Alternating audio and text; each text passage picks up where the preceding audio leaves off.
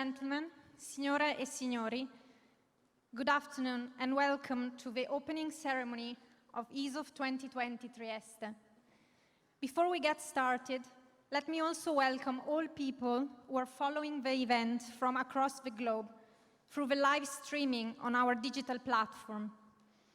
Welcome all, and thanks for joining us today. My name is Anna Lombardi.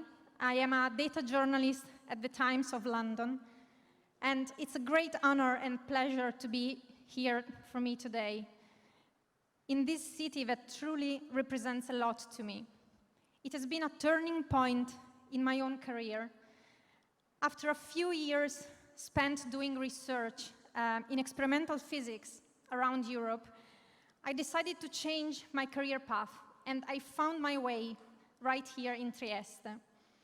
Here, I've completed some studies in science communication at SISSA, the International School for Advanced Studies, and I've worked for ICTP, the International Center of Theoretical Physics.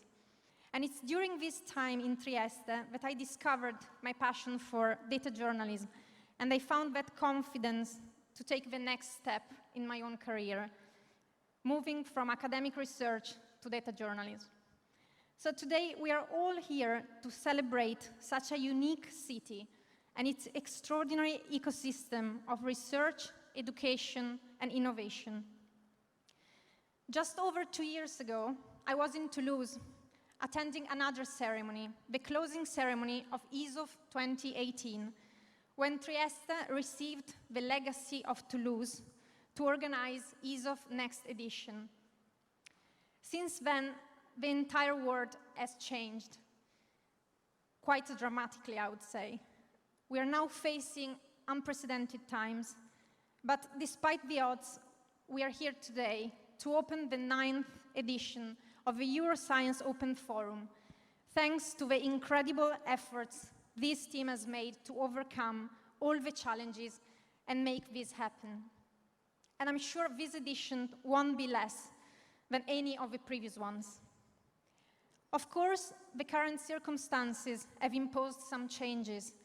An hybrid format that has moved part of the events online has to be implemented, and the program slightly tweaked, but the strong identity of EASOF has remained unchanged.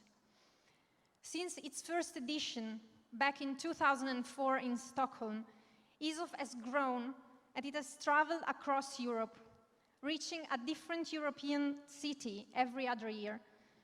But it has always had one key goal: to promote an open and honest debate around and about science and about its role in our society.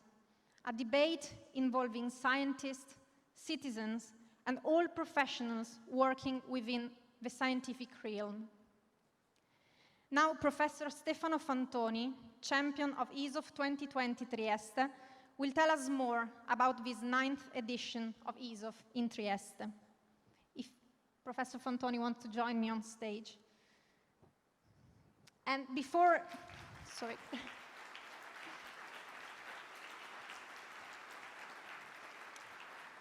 his speech, a short video that will give you a taste of what EASOF 2020 Trieste will be all about.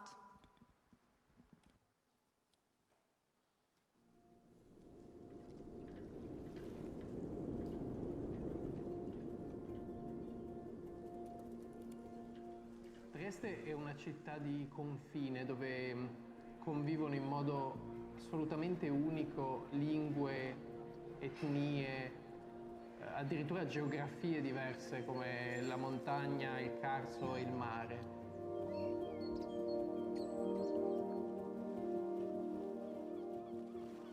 La geografia, il paesaggio, la morfologia dell'area di Trieste sono quasi da considerare un miracolo. È un miracolo anche la ricerca scientifica, la tecnica, la capacità di innovazione che questa città oggi rappresenta per l'Europa.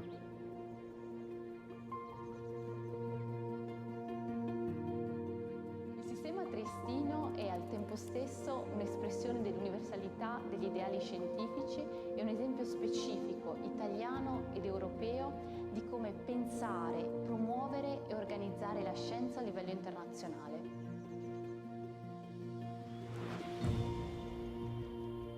Uno dei confini in realtà più severi che abbiamo oggi è quello tra la scienza e la comprensione umana di tutto ciò che la scienza sta trasformando.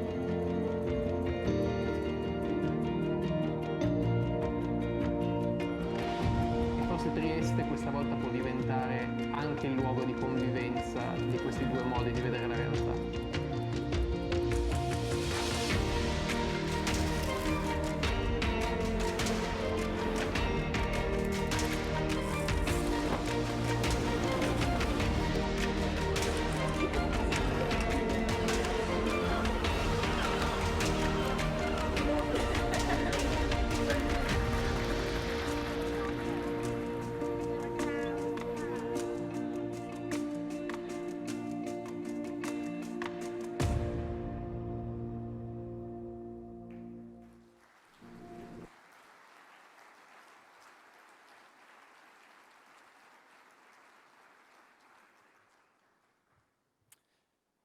Your Eminence, Cardinal Piero Parolin, Gaetano Manfredi, Minister of the University and Research, Fabrizio Nicoletti, Director General of Innovation and Research, and at the Italian Ministry for Foreign Affairs, Professor Michael Matlos, President of Euroscience, Roberto Di Piazza, Mayor of Trieste, Massimiliano Federica, President of Friuli Venezia Giulia, Professor Fabiola Gianotti, Director of CERN, Giulio Andoro from Poste Italiana, and in remote, Ilaria Capua, the One Health Center of Excellence at the University in Florida, Sania Damjanovic, Minister of Science from Montenegro, and Emmanuel Nazimande, Minister of Science and Technology of South Africa.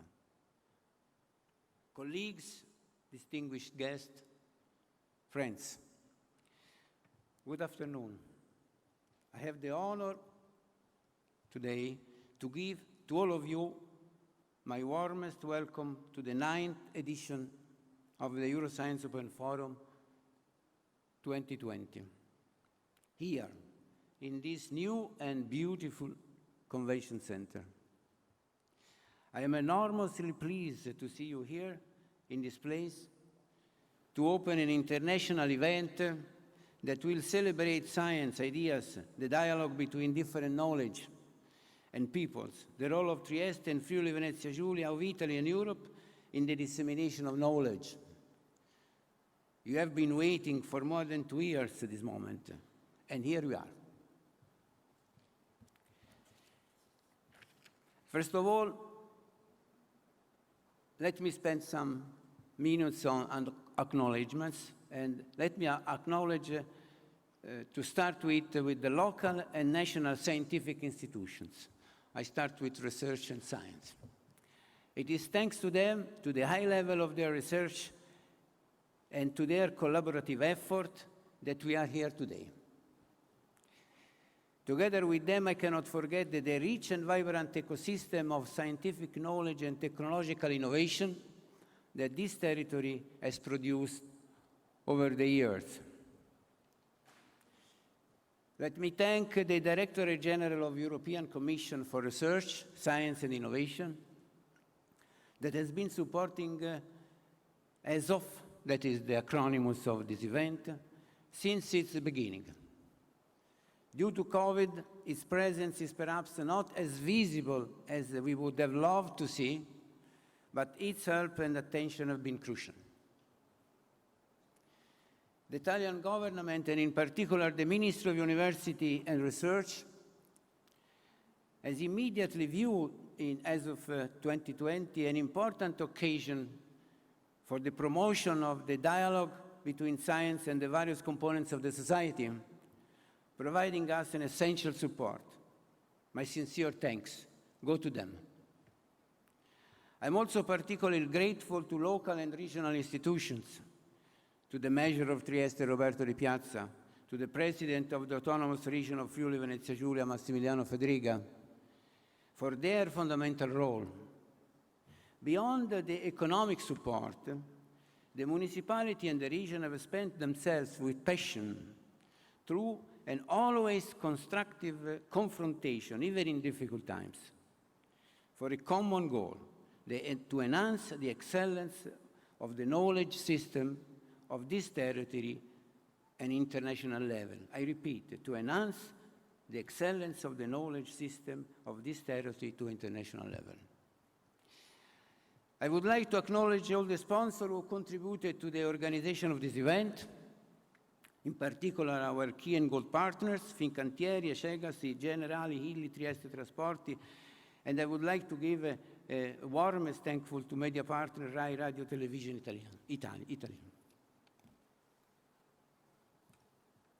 Finally, for this acknowledgement part, sincere thanks go to all those who have understood the importance of organizing as of 2020 this year, despite the pandemic, despite all the difficulties. A strong acknowledgement has to be reserved to all the members of the wonderful Trieste as of teams. They have been heroic in facing up with the many difficulties arisen, and more important, to solve them.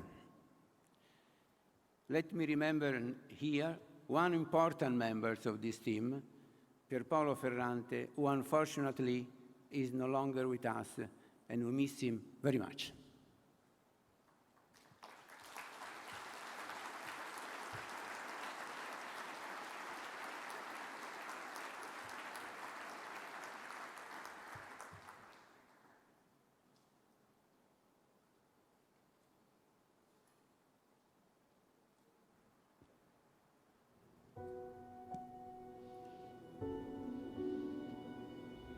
Our lives turned upside down. We find ourselves lost in our own home. And we now face a new planet, a world of contradictions. It happened before. We endured, and we strived. Within the dark, science is the light that leads the way out. Today, we must learn to reconnect, harness technology for empathy. More than ever, it's time to start over. Against all odds, the debate must go on.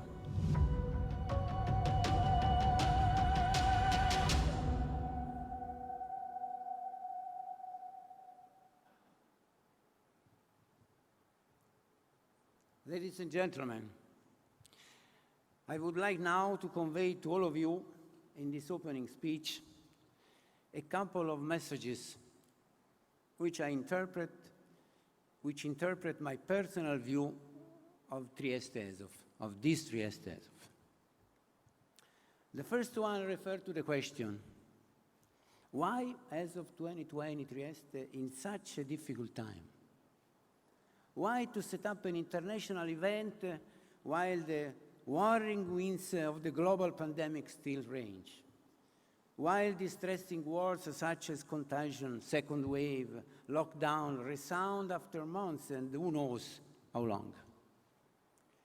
While we are engaged in a very complicated decision for our future and for the future of the next generation on school, works, economy, health. The answer, in my view, is that precisely because in such difficult times science cannot exempt itself from being a protagonist in everything is happening. Don't be afraid of knowledge. I repeat it, don't be afraid of knowledge. We must not be afraid of knowledge, especially in times of crisis, because it is precisely in these moments that we grasp the profound value constituted of modernity, of an approach to reality based on trust in the ability of human beings to investigate and to know the world. At the same time, we should be all aware of the fact that scientific research does not solve all the problems. It's not an handbook of certainties, but rather open us to doubt and complexity, to the uncertainty of the new, to the risk of the dream. Don't be afraid of the new. I repeat, don't be afraid of the new. Knowledge and not ignorance can lead to more freedom, more awareness, more democracy. It is no coincidence that the motto of ISOF 2020 Trieste, Science for Freedom and Freedom for Science, remind us of knowledge without barriers. It reminds us of the sailing ship of Instauratio Magna of Francis Bacon, the sailing ship of a new knowledge that exceeds the pillars of Hercules, beyond which there is an unknown territory, certainly risky, but opening to dream of finding better and richer lands. This is why we are here today, to testify that those who live on science, those who believe in science, live on optimism, trust in the human ability, not to succumb to the unknown, to difficulties. But let me now turn to my second message, which I want to address to my fellow scientists. After having spent my entire life in the world of research with different roles and functions, let me say that even if it is more reassuring to believe that our of the scientist, main duty, is to contribute to knowledge only in narrow fields of knowledge, to go deeper and deeper in the understanding, which since today has led to fundamental discoveries. But for tomorrow, that is not enough. We have to go beyond. We scientists cannot believe that doing research means being in a comfort zone reserved for a few other people with whom we share elite interests. We must not forget that reality is unique. It knows no disciplinary sectors. The pandemic showed us, even if there was a need, that the complexity of natural and social phenomena cannot be investigated from the perspective of a single discipline. We need to take this lesson back. Perhaps we can treasure, in this sense, the terrible experience the world is going through if we are willing to a new way of doing research. Let me conclude in this regards with the words of the philosopher Karl Popper, who in one of his most significant works, All Life is Problem Solving, wrote about the future and change. The future is definitely open. It depends on us. From all of us, it depends on what we and many other people do and will do. Today, tomorrow, and the day after tomorrow. And what we do and what we'll do depends in turn on our desires, our hopes, our fears. It depends on how we see the world and how we evaluate the widely available possibilities of the future. We must become the creators of our destiny, learn to do things in the best way possible and search for mistakes. But this means that we have to change ourselves.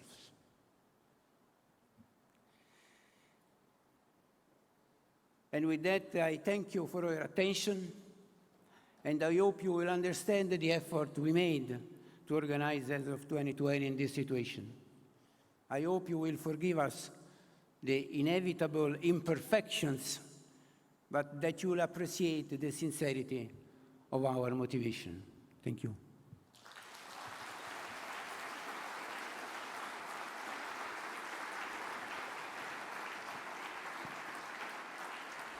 Thank you, Professor Pantoni, for your nice words, and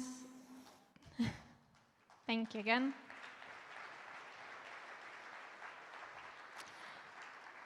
And now let me introduce you Michael Matlotz, President of Euroscience, the non-profit association founded in 1997 and representing European scientists in all areas of knowledge, working in universities, research centers, public institutions, and business sectors. Please join me on stage. This side. Yeah, thank you.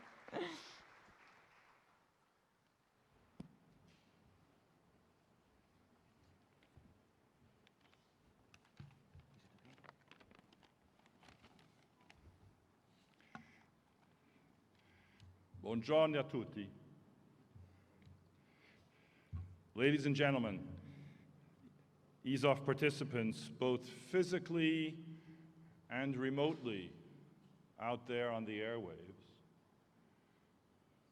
distinguished guests, partners, welcome to you all. It is my extreme pleasure to be here and to welcome you on behalf of Euroscience and all of its members here to ESOF 2020 in Trieste. Euroscience, the European Association for the Advancement of Science and Technology, is here to work with everyone, both those within the scientific community and those within our society who do not necessarily work directly in the scientific community, but who wish to interact, dialogue, and discuss with scientists and what science is doing. We're in a very, very special time, and we might want to ask ourselves a question. Is it possible for a physical conference which was planned for several thousand participants to be held in July 2020 to be transformed in less than 5 months into a hybrid physical remote event held in September, respecting scrupulously all of the indications of the health authorities regarding the restrictions resulting from a previously unknown viral disease that appeared only early this year? Is it possible to imagine that we could transform our event from a physical event for several thousand people, in which the planning was already advanced almost to its final stages in January, into the current event that we're having today? Is that possible? And the answer is yes, but it's only possible because it's ESOF and because it's Trieste. I have often said, and I saw in Professor Fantoni's remarks something similar, that, you know, being optimistic is a choice. And it's the right choice. It's always the right choice. Because being optimistic allows you to go forward, to take on challenges. And that is what we have done. ESOF is the open forum. It's the open forum for exchange, discussion, and debate on science, science practice, and science's role in society. It was unthinkable for us, for Stefano, for me, that the opportunity for those exchanges, discussions, and debates precisely during this crucial period in our history when the interaction between science and society is so important should not take place. For us, that was unthinkable. It was never a question of canceling this event because it's too important. It's too important, particularly in the current context. Now, of course, you could ask, was it a challenge? And of course it was a challenge. And I think all of those who spent countless hours and days and weeks making it happen, the Trieste organizers, and particularly under the direction of Professor Fantoni, the Euroscience office, the members of the Euroscience Governing Board, the members of Euroscience, the session organizers, all of the committee members, and all of those who have worked behind the scenes to make this happen are heroes. They have done more than we could ever have expected them to do. A tremendous, enormous effort, and I would like to thank each and every one of them. Another question, after all of that effort, is it worth it? Absolutely, absolutely worth it. EASOF is more important than ever today, and the EASOF spirit, inclusive, based on dialogue, discussion, and debate, lives on through this event, both physically and virtually. We've reorganized EASOF 2020, and we've succeeded. We're proud of what we have accomplished, together with the Trieste organizers and all of the stakeholders, sponsors, contributors, session organizers, and participants. We will take home all of the lessons learned from this experience on all levels for future innovation, for the future of EASOF, and for the future of Euroscience, and the future of science and society. I am extremely happy and extremely proud to participate in this opening of EASOF 2020. We always believed it would happen. We did, sincerely. Oh, maybe we had a couple of minutes of doubt, but really we always believed in it. I would like to express again my immense gratitude to all of those working behind the scenes and who have made this possible, and all of you who have decided, either physically or virtually, to attend our EASOF 2020 event. Thank you very much to you all. Grazie mille.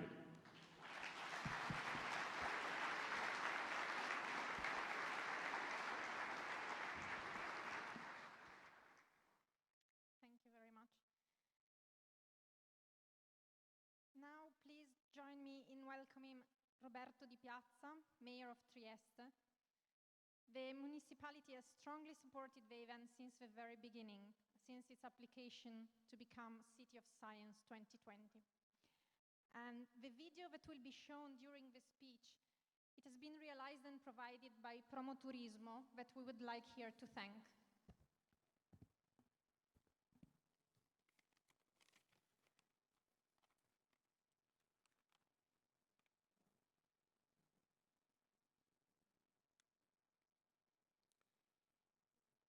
Un saluto e ringrazio di essere qui il Cardinale Piero Parolin, il Ministro Gaetano Manfredi, il Governatore del Friuli Venezia Giulia Massimiliano Fedriga, the Prefect Valerio Valenti, all authorities and all our guests.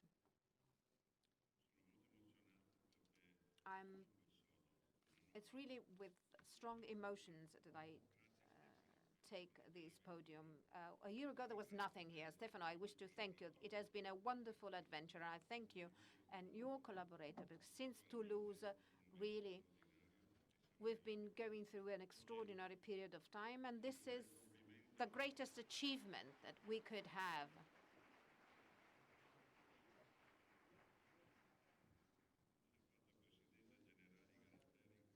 The nicest compliment was paid to me by President Galateri of Generali.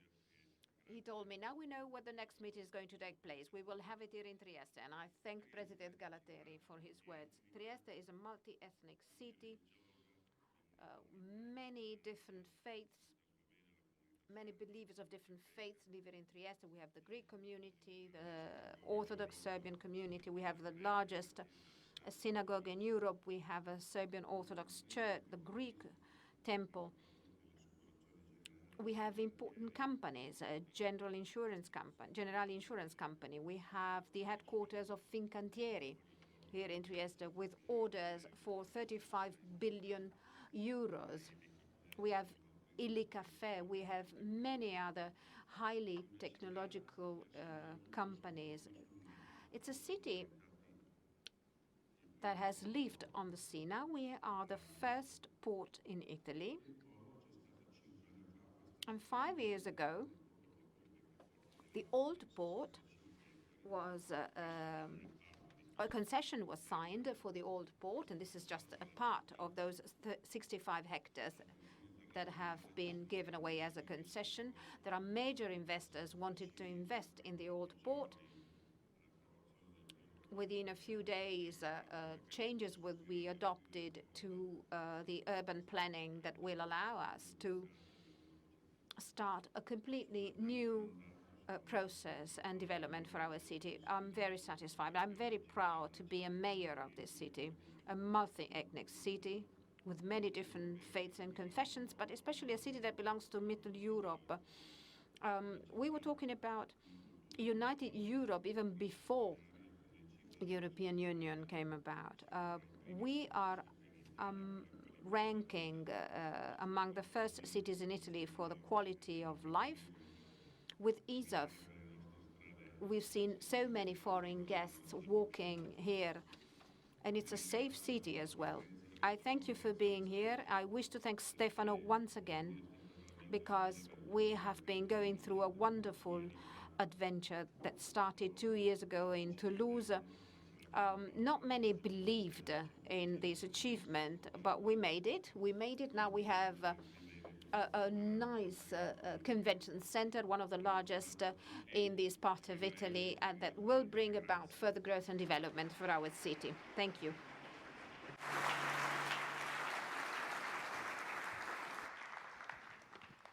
Now I invite the President of Friuli Venezia Giulia region, Mr. Massimiliano Fedriga. Please join me on stage.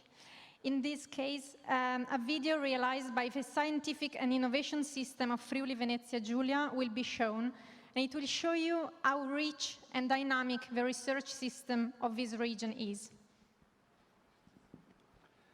Mi tolgo la mascherina per... I get rid of my face mask. I know we are being very careful with all restrictions, but first of all, I wish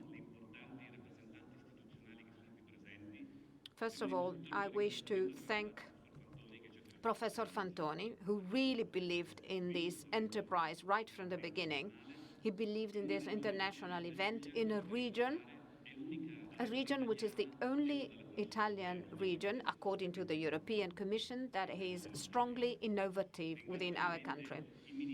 I wish to thank the Minister, who's here with us today, and the Secretary of the Vatican, also attending this event. And I think that his attendance is of great relevance for us all, for the message that ESOF and this edition of ESOF wants to launch in particular. In other words, freedom related to science.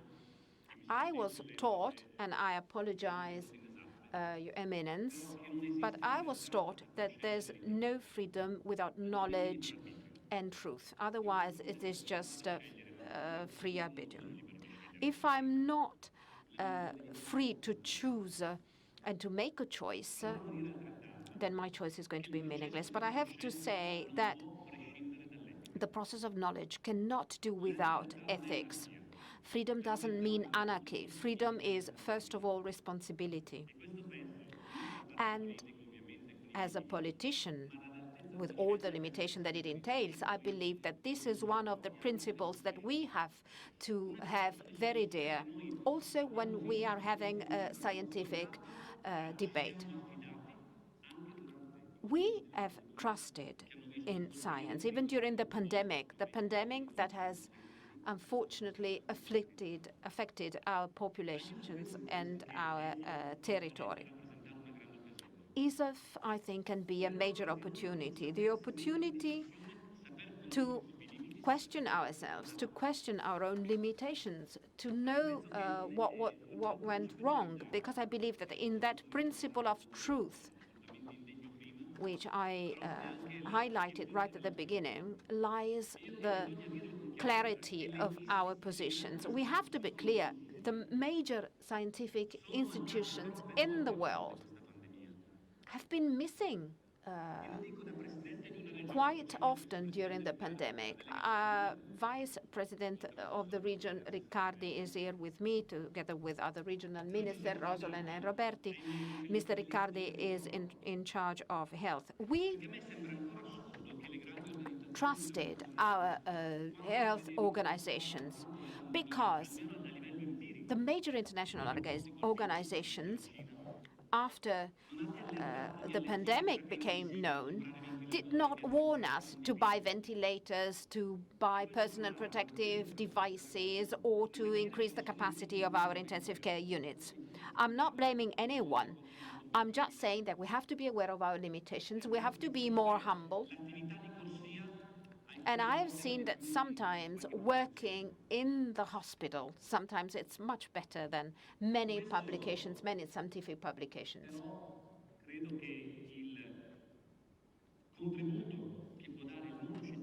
Nevertheless, I believe that the contribution by science is crucial.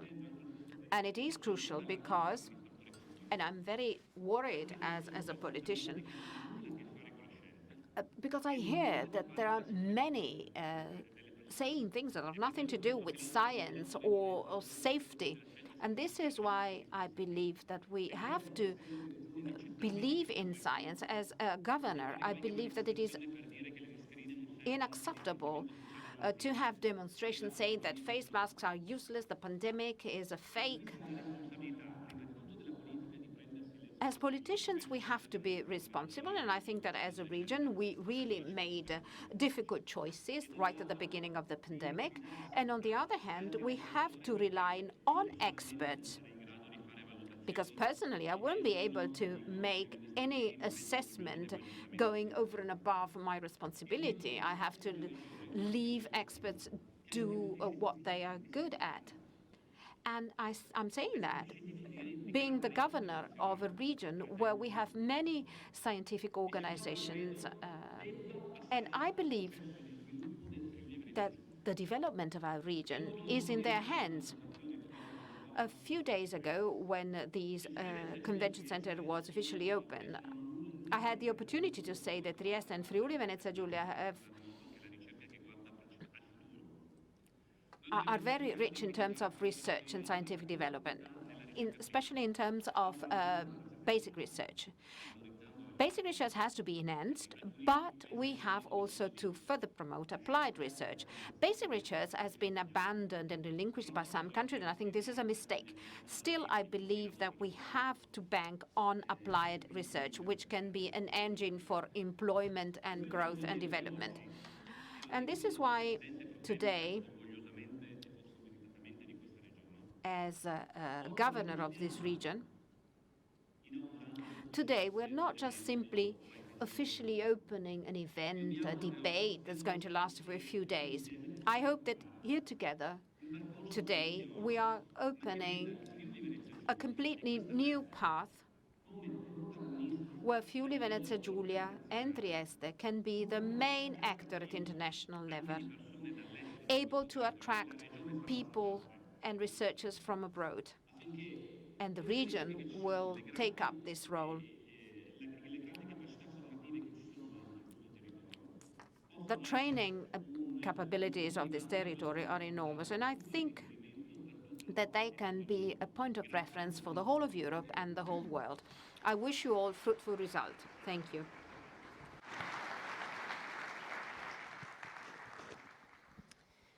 Thank you. And thanks to all the authorities for their contributions.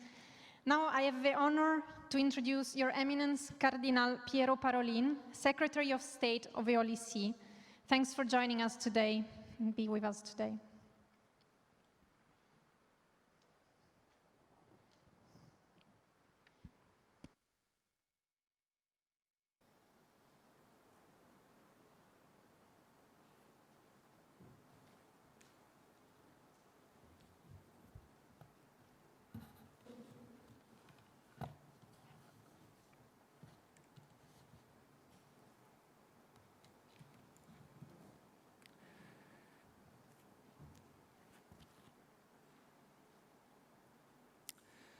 Excellencies, ladies and gentlemen, dear friends,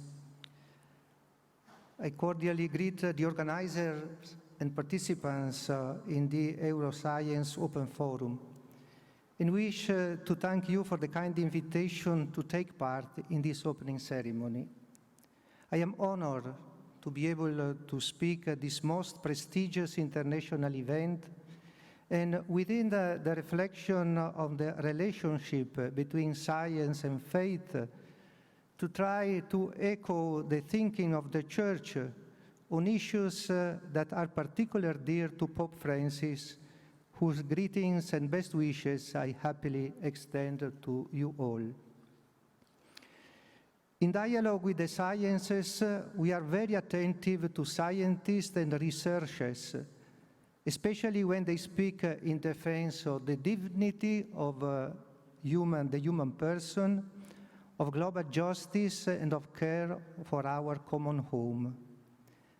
These three things are essential for envisioning and achieving a future of peaceful coexistence among people. The dialogue is fundamental because, in the first place, if we take stock at the overall global situation at present, it appears that humanity is going through a period that, in the course of the next few years, will require it to address a number of challenges that may well affect the very identity and the future of life. There is a second element that makes the dialogue between science and faith an important issue, namely our duty and desire to pass on to future generations all that is precious in what we have hitherto come to understand and experience. Finally, there is a third element that makes the dialogue between science and faith a critical matter, namely being aware of living in what in many ways is a period of crisis in the understanding of the human person and in the dignity associated with it. Let us try to take a deeper look at these three themes in order to see the shape that such a dialogue may take. First of all, humanity's relationship to the environment. If we look at the 2019 report of the United Nations Intergovernmental Science Policy Platform on Biodiversity and Ecosystem Services, compiled over 3 years by 145 experts from 50 countries, with a contribution from another 3,010 authors, we find certain incontrovertible data. Since 1900, the average number of autochthonous species in the majority of the world's habitats has diminished by at least 20%. More than 40% of the amphibian species, almost 33% of the coral that forms the coral reef, and more than a third of all marine mammals are threatened with destruction. Although the picture is less clear, 10% of insect species seem to be at risk of extinction. At last, 680 species of vertebrates became extinct between the 16th century. In 2016, as well as more than 9% of all domestic species of mammals used for food and agriculture. It is noteworthy that, based on the systematic review of approximately 15,000 scientific and governmental sources, the report draws for the very first time on this scale from local and indigenous knowledge, and deals in particular with issues concerning the indigenous population and local communities. The study reminds of us of an evident truth. Today's generations are responsible for bequeathing to future generations a planet that is not irreversibly damaged by human activity. Sadly, one sees an ever-growing number of voices from politicians, scientists, and men and women of different religious confessions stressing that humanity has produced a global impact that can no longer be undone. Well-being, longer life expectancy, and higher quality of life that we have achieved for some, still relatively few inhabitants of our world, are indeed impressive. These benefits, however, are still not available for everyone. Today, we are more and more aware, too, of the cost being paid by our planet, a cost unequally divided between the different countries of the world. This profound global impact should challenge us all. If we want to survive, and if we want life on this planet to survive, then we still have to learn to assume responsibility for our common home on the global level. At the same time, science by itself is not enough to resolve this problem. The study of biological system and ecosystem has enabled us to understand life and the world as a complex system. Concepts borrowed from biology have also raised new questions for philosophy. Complexity and emergence have left the technical scientific sphere to become influential categories in philosophical and theological reflection, to say nothing of other disciplines. In considering the so-called ecological problem, two possible approaches are opposed. One approach that wants to take account of that complexity to offer a holistic vision of the ecological problem, and a reductionist approach that concentrates mostly on the individual problems in an attempt to find practical solutions to individual questions. In using the word reductionist, I should clearly clarify that this does not imply a value judgment, but simply describes an analytic procedure that dissects a problem into its individual parts, thus reducing a macroscopic phenomenon to its eventual microscopic components. These two approaches, holistic and reductionist, need to be integrated and complement one another. Only through a holistic view can we understand the context of the phenomenon studied, and through a reductionist view to know the details and components of the phenomenon in question. In Laudato Si', the Church acknowledges these two approaches and surpasses them, integrating them into their overarching vision of an integral ecology. What we mean by the expression integral ecology becomes clear from a phrase that in various ways recurs throughout Laudato Si'. Everything is related. Everything is linked. Everything is connected.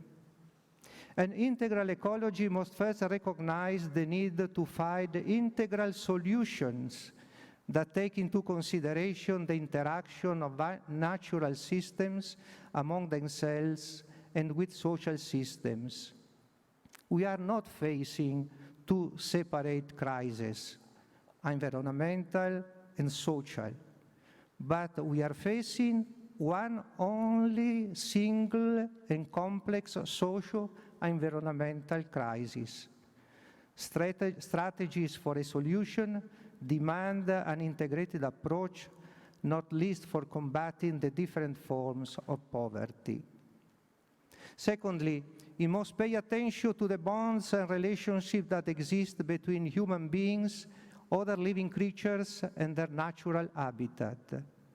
If everything is related, then the health of a society institutions has consequences for the environment and the quality of human life. In this sense, social ecology is necessarily institutional and gradually extends to the whole of society, from the primary social group, the family, to the wider local, national, and international communities. One particularly interesting and significant progress for our dialogue is the acknowledgement that the interdisciplinary approach proposed by Laudato Si should not be limited to the exact sciences. It should also include, for example, religion, which cannot be relegated to the sphere of the irrational, and all those forms of wisdom that humanity has developed over the course of history. It seems commendable that, at least in part, this sapiential dimension has already been acknowledged by the involvement of indigenous culture in the UN report cited above. Finally, an integral ecology demands that our research take into account not only the rational understanding of reality, characteristics in particular of Western thoughts, but that it should also embrace the desires and longings of the human heart. It needs to have an authentically spiritual dimension. The challenge of humanity's relationship to the environment, therefore, offers a privileged forum in which science and faith can find themselves allies, working together for the good of the human person. It demands an integrated body of knowledge that can move the mind and heart of human beings and concretely change their lifestyles. The second point I would like to speak of is humanity relationship with technology, with environment, the first part, the second with technology. If we look at technological innovation, we are struck by the fact that some technologies are advancing not in a linear fashion, but on an exponential curve. According to some social scientists, this means that the next 20 years may present technological changes so profound as to make almost irrelevant everything that has come before. Evaluating these kinds of changes is notoriously difficult. Science and technology, in developing new and unprecedented abilities, has left to the wider community decisions about the right thing to do and how to do it. Yet, many of our contemporaries do not seem able to adapt to the rapidity and scope of change. In these advances, science and technology are providing us with immense know-how. The question that we must face together is this: given everything that we are technically able to do, what is it ethically right to do? All this merits consideration as we are building an unprecedented global community, digitally interconnected.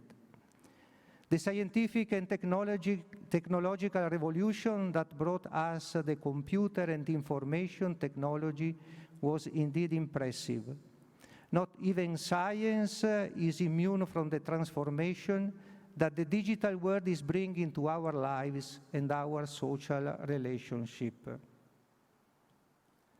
More generally, however, we can speak of one unprecedented and global challenge. The use of computers and information technology and artificial intelligence in particular has made us aware of a linguistic challenge arising on the borderline between persons and machines. In the interplay between persons and machines, projections and exchanges, hitherto unforeseen, are emerging, and in perception of many, machines are becoming more human even as human beings are becoming more like machines. The Church is deeply concerned about the effect of this exponential digitalization of communication and of society on young people. According to some authors, this effect could even bring about a genuine anthropological transformation, the advent of digital natives. The effects of the media diet to which all of us are exposed also change the trust that our contemporaries place in the news they receive. Traditional sources of authority appear no longer to be considered automatically valid. We are also witnessing the spread of new beliefs and opinions unsupported by objective scientific data. It strikes me that this was particularly apparent during the COVID-19 pandemic. Much harm was caused by incorrect scientific information. The pandemic seems to have created what may be the most difficult period in decades for scientific communication.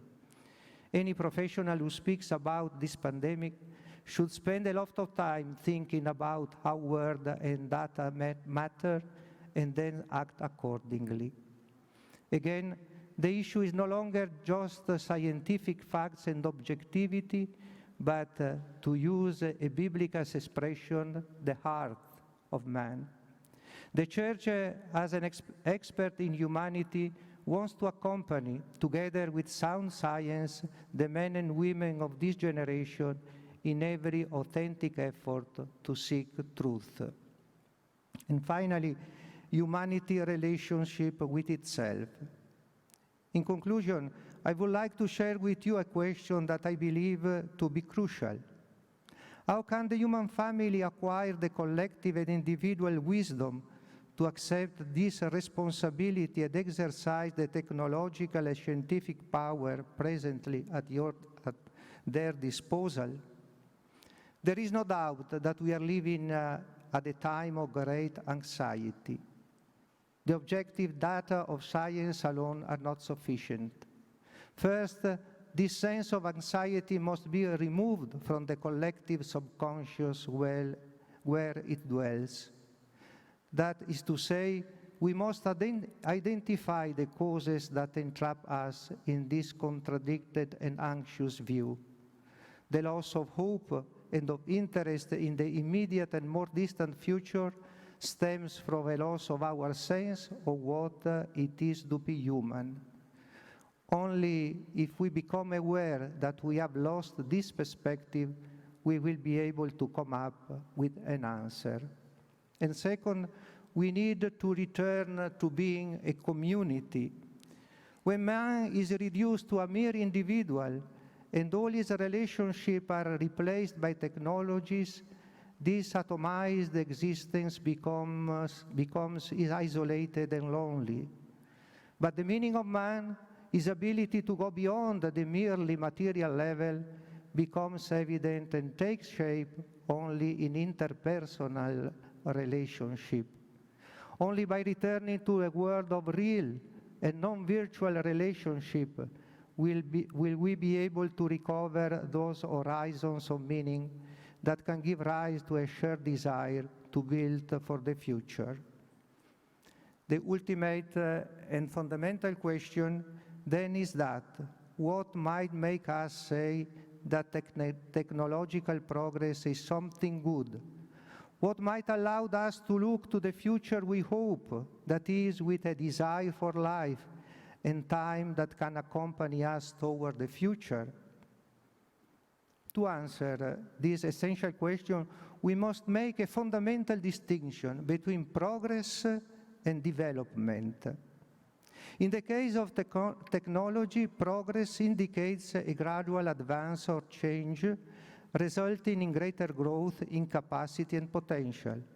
It is simply a technical increase in capacity. Can all progress be called good? In response, we can say, it depends. For not all forms of progress are good, directed to the good or entail only what is good. To speak of good progress, we need a category capable of describing those characteristics of progress that contribute to the good of individuals and society, and how they do so.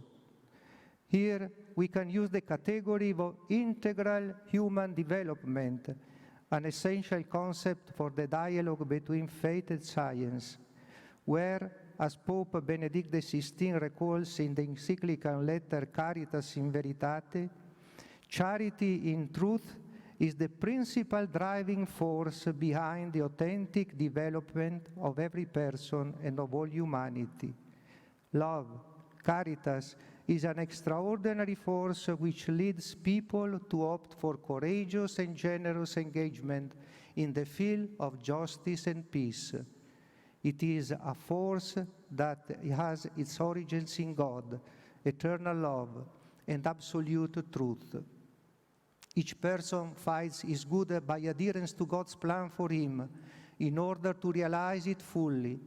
In this plan, he finds his truth, and through adherence to his truths, he becomes free.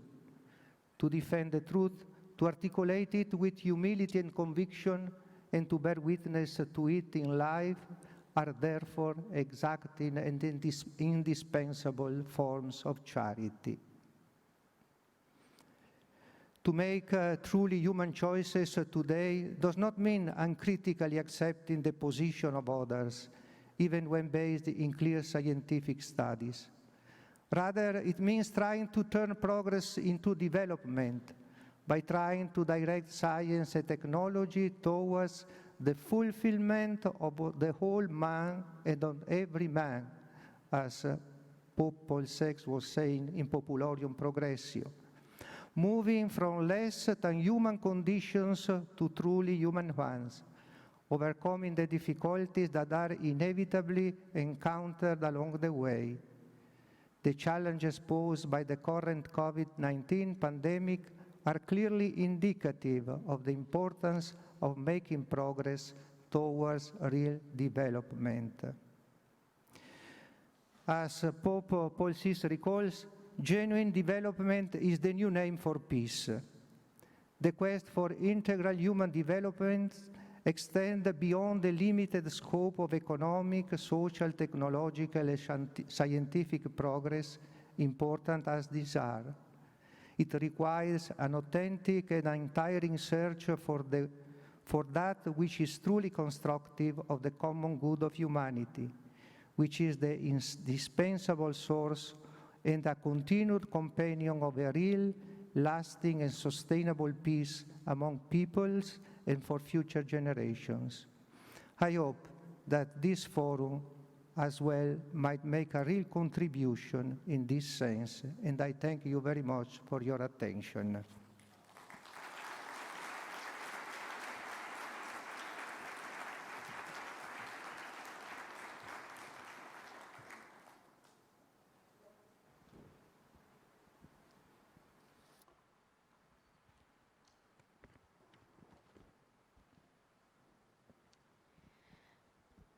I've now the great privilege to introduce our next three keynote speakers.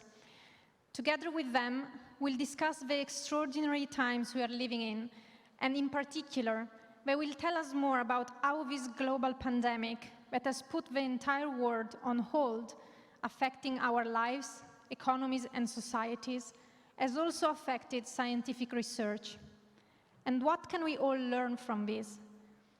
Please join me in welcoming Gaetano Manfredi, Italian Minister of University and Research,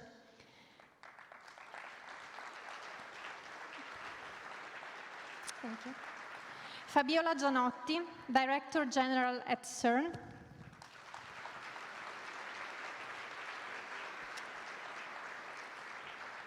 thank you. And Ilaria Capua, a professor at the University of Florida, who is connected with us remotely today and will give a speech shortly. Good afternoon and welcome. So first I give the floor to Gaetano Manfredi. Okay, thank you very much. I speak in Italian in this my speech, but first of all, io voglio ringraziare. I would like to thank the organizers in Trieste. It is, I'm particularly glad and happy to be here in Trieste on such an important occasion. I would like to thank the local institutions, the president of the region, the mayor of Trieste who supported this initiative. I would like to thank the organization as a whole, Stefano Fantoni, with whom we shared this journey for a long time, even before I was appointed as Minister of the Italian Republic, because Stefano wanted this initiative strongly. He wanted Trieste and Italy to be at the center of European science this year, and this choice was prophetical choice. I think that no one of us would expect such a pandemic to come about. This pandemic is certainly a time of great effort, great suffering. However, speaking about science, at this time is a way to think about a future that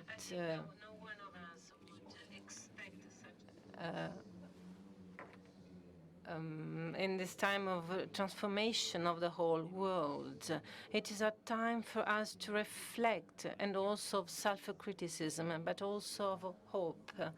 We cannot look at the future with optimism, with the awareness that humanity has been facing a number of such difficult times, many pandemics, many wars, many times of crisis. However, it has always found in these dark times reason to hope, a reason for a new vision, a reason for a further progress in social coexistence and in knowledge. The topic of this meeting and the place of this meeting let us reflect upon two things, I believe, fundamentals. The idea of science as a driver for a common growth. I think this is a time when we need to ponder that from the point of view of citizens, science is, has often been looked at as something stranger, something far away, something that belonged to an elite of researchers, of scientists that made progresses in knowledge, but could actually not perceive the positive outcomes for the everyday life, for the common good. And this emergency will be overcome sooner or later. We are still in a very difficult time today, but this pandemic will be tackled with the instruments of knowledge, of medicine. We are getting closer to the possibility of vaccination and better treatments, and this will slowly bring us back to our normal life. However, the world of the future will be different. It will be a world where we'll need to reaffirm strongly the role of scientific research as a central driver for the growth of our community. A large part of our population realized that the building of knowledge is essential in social growth. Today, we need a free and open research, a research that has a strong impact on the common good, on the common well-being. And this process gives researchers new responsibilities. Today, we shall review the target, and I'm speaking as a minister but also as a researcher, because we shall enlarge the impact of our research activity, both towards society and the community, but also towards economy, which is certainly a driver for growth and well-being. I believe that scientific research needs to be looked at more and more as a common good that is shared by everyone, a common good in which everyone believes for the development of the society. This crisis is actually accelerated a number of processes that were already taking place in a slower manner, certainly, but were already present in our society. And I would like to underline three of these kind of processes. The deep impact of technological innovation, especially digital innovation, on the organization of our society, on our lifestyles. This transformation affects the organization of our everyday life, our everyday habits. This changes also the model of value production, of industrial production, of service production. The transformation has come about that sees a change in the global stakeholders that are becoming stronger players as regards certain choices. And then radical transformation affected also the labor world. And work is certainly more and more fundamental for the well-being of people, and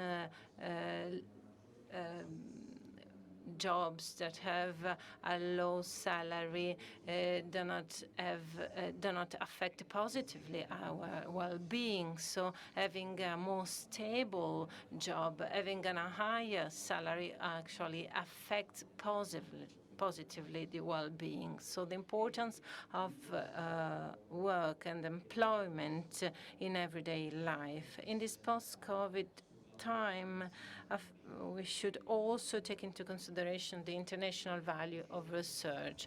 Research has always been, in the history of man, an instrument for internationalization, an instrument that goes beyond geographical barriers. Researchers are citizens of the world. They are men and women that saw in exchange and in relations their very value. As we speak about globalization and nationalisms, the role of research as a driver for an international vision of our growth is strategic today more than ever. Often, the soft power of international relations is connected to the relation between researchers, the ability of research to be open and free and go beyond geographical barriers and political stances. This new central importance of research is underlined by this event as well. The Open Science Forum is an important opportunity to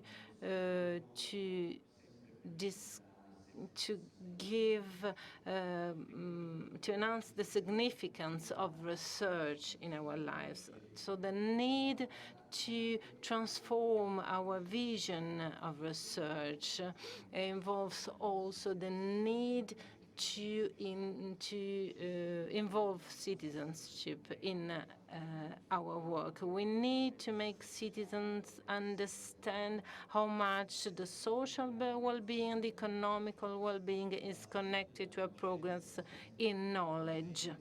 A progress in knowledge enables growth, well-being, democracy, relations. This vision that was also announced by the opening speech of Professor Fantoni, research as a common good, as a common heritage, as a common growth is an important driver for the growth of research after this COVID pandemic. And we need to be prepared as scientific institutions, as individual scientists, as institutions to this mission. We need to put the citizen, the individual at the center of our work without losing sight of the founding value of scientific research according to Galileo's principle.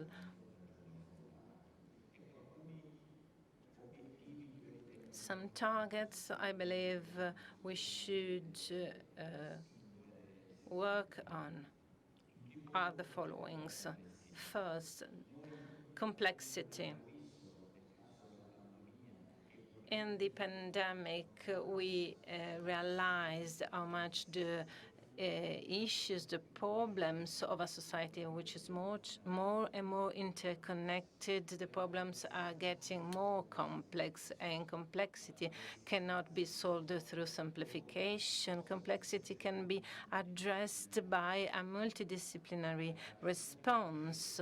The ability of research that goes beyond the limits of the different disciplines is our main challenge today.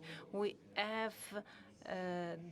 the need to overcome the barriers that are inside the scientific world, but also the barriers between scientific knowledge and social and human knowledge, because the complexity of the problems we are facing requires a higher multidisciplinary approach that goes beyond the barriers, and that requires a common language among researchers. Another important issue is strengthening base research. We often, sometimes, we believe the basic research is not much useful, but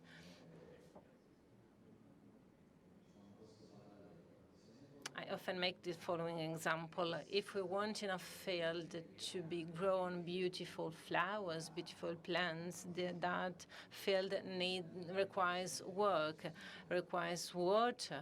The desert does not give life to plants and flowers. So what we mean by basic research are the seeds are the water that enable research to grow. If we do not understand this, then we cannot understand the future. Therefore, we need to fuel basic research. This also belongs to our national plan for the future months. It is decisive for a strategic vision, but at the same time, if on one hand we need to enhance basic research, we shall also promote a mission-oriented research, a research oriented to the great challenges for the present and the future. I'm thinking about artificial intelligence, new materials, robotics, and a long list as possible. Precision agriculture, many issues that are synonyms for future, for well-being, for growth. In order to do that, public and private research needs to be more and more connected, as well as a greater connection is necessary between research and economy, research and finance. In this in these important fields. We need to think about new ways of relations between the public and the private sector in sight of a common goal of a shared and sustainable growth for our planet. And finally, there are another two aspects I would like to mention: training, education. Today, the passage from research to teaching is almost automatic. When we teach in our university, we shall not explain simply what was done in the past. We shall explain and teach what is being made today. Otherwise, there's a gap between learning and advance in science. So we need educational programs that are being updated by keeping the fundamental skills and competencies, but are actually updated with the new achievements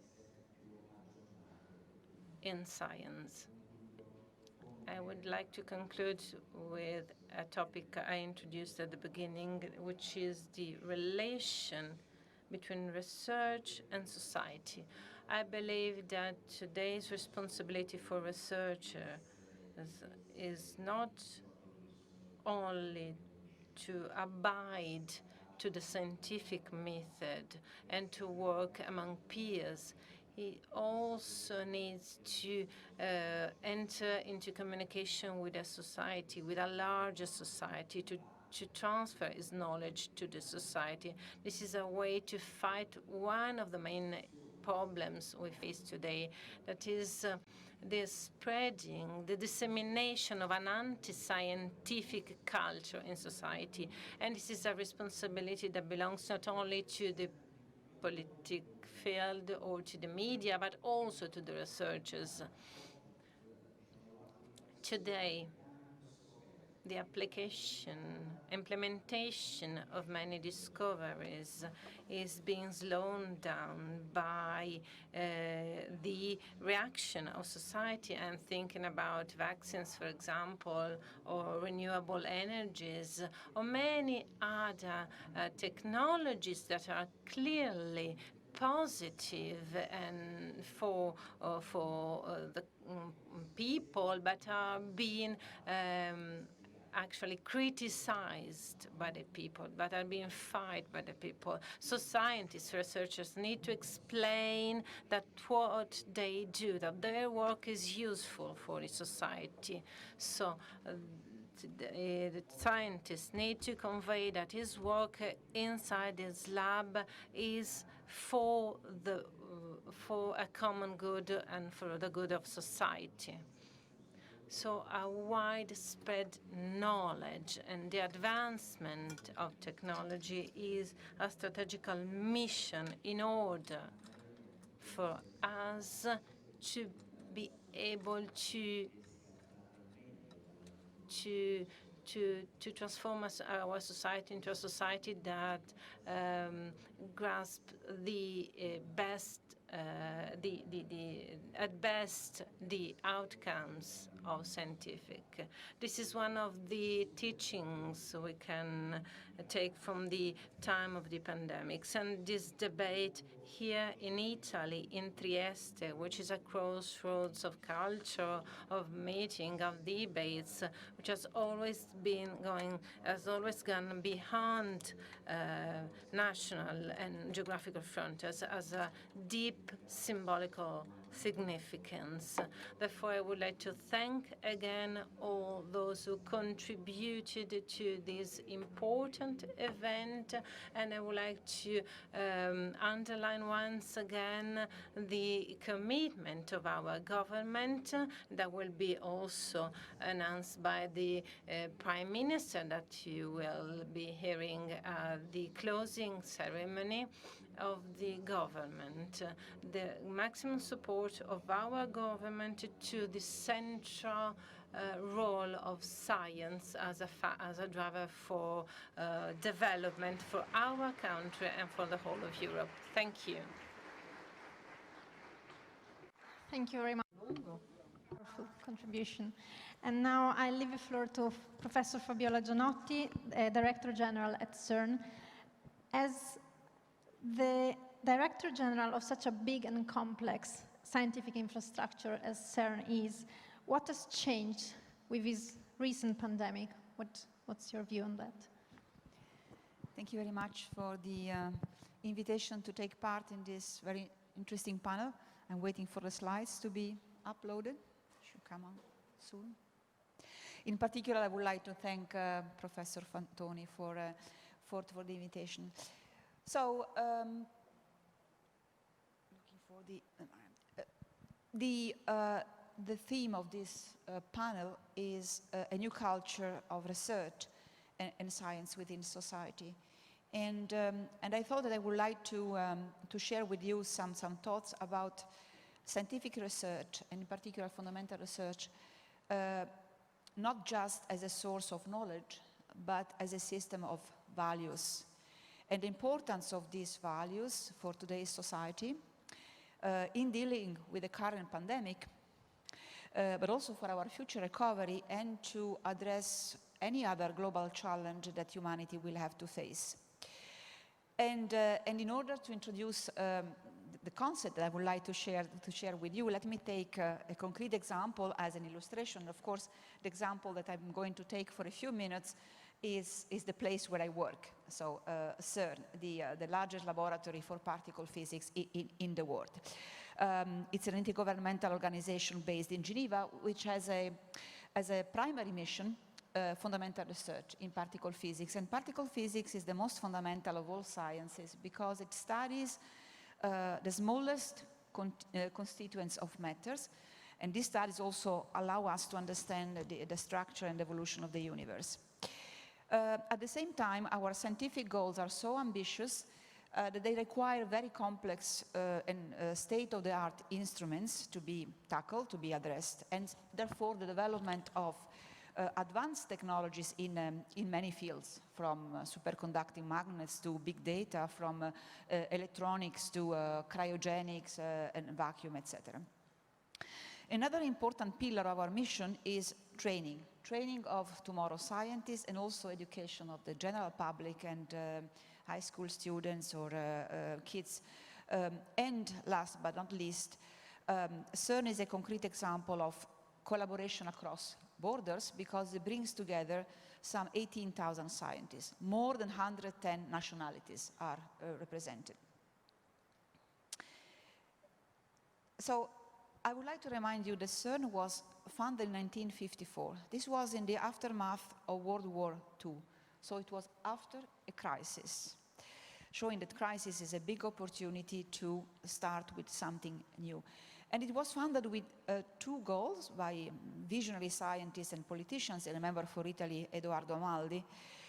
First of all, to rebuild scientific research and scientific excellence in Europe after the war, where many scientists have left the continent. And so this reflects the awareness that also the economic growth is also based on excellent scientific research. And second, foster peaceful collaboration after disaster of the world, which again reflects the awareness that science is a powerful tool to break walls. And if you look at the CERN Convention, which is a very short but visionary document, you will find the following ingredients. CERN should pursue scientific research of fundamental character with no military purpose. All the results and any information should be available to everybody and disseminated. This is what we call today open science. At that time, it was not called open science, but it was open science ante litteram. Training and education are also very important, and promoting peaceful collaboration, what today we call science for peace. So today CERN has 23 member states, But we also have some 50 international cooperation agreements, most of them with developing countries. And so for those countries actually engaging in fundamental research with an organization like CERN is part of their efforts toward development, towards building capacity, and towards having a knowledge-based economical system. Our budget is around 1.2 billion Swiss francs and is shared by the member states. And I would like to emphasize that the budget's stability over decades is a crucial tool that has allowed us to accomplish extremely challenging projects that no single country could carry out alone. And actually, thanks to CERN, we have been able to bring back leadership in fundamental physics back to Europe. So thanks to CERN and the European institutes working at CERN. We run today the Large Hadron Collider, which, as you know, is the most powerful accelerator. It's a 27-kilometer ring filled with technology where we circulate 2 beams of protons and we collide them in 4 big experiments. Operation started in 2010, and then just 2 years later, we reported the discovery of a new and very special particle, the Higgs boson. Since we are hosted by Italy, let me stress that Italy, through INFN, the Istituto Nazionale di Fisica Nucleare, the university and industry have contributed in a very important way to the accelerator, the experiments, and the computing infrastructure. And also there are groups from the University of Trieste involved at CERN, work at CERN. Now, this unprecedented project could not and will not have been possible without the collaboration of brains coming from across the planet.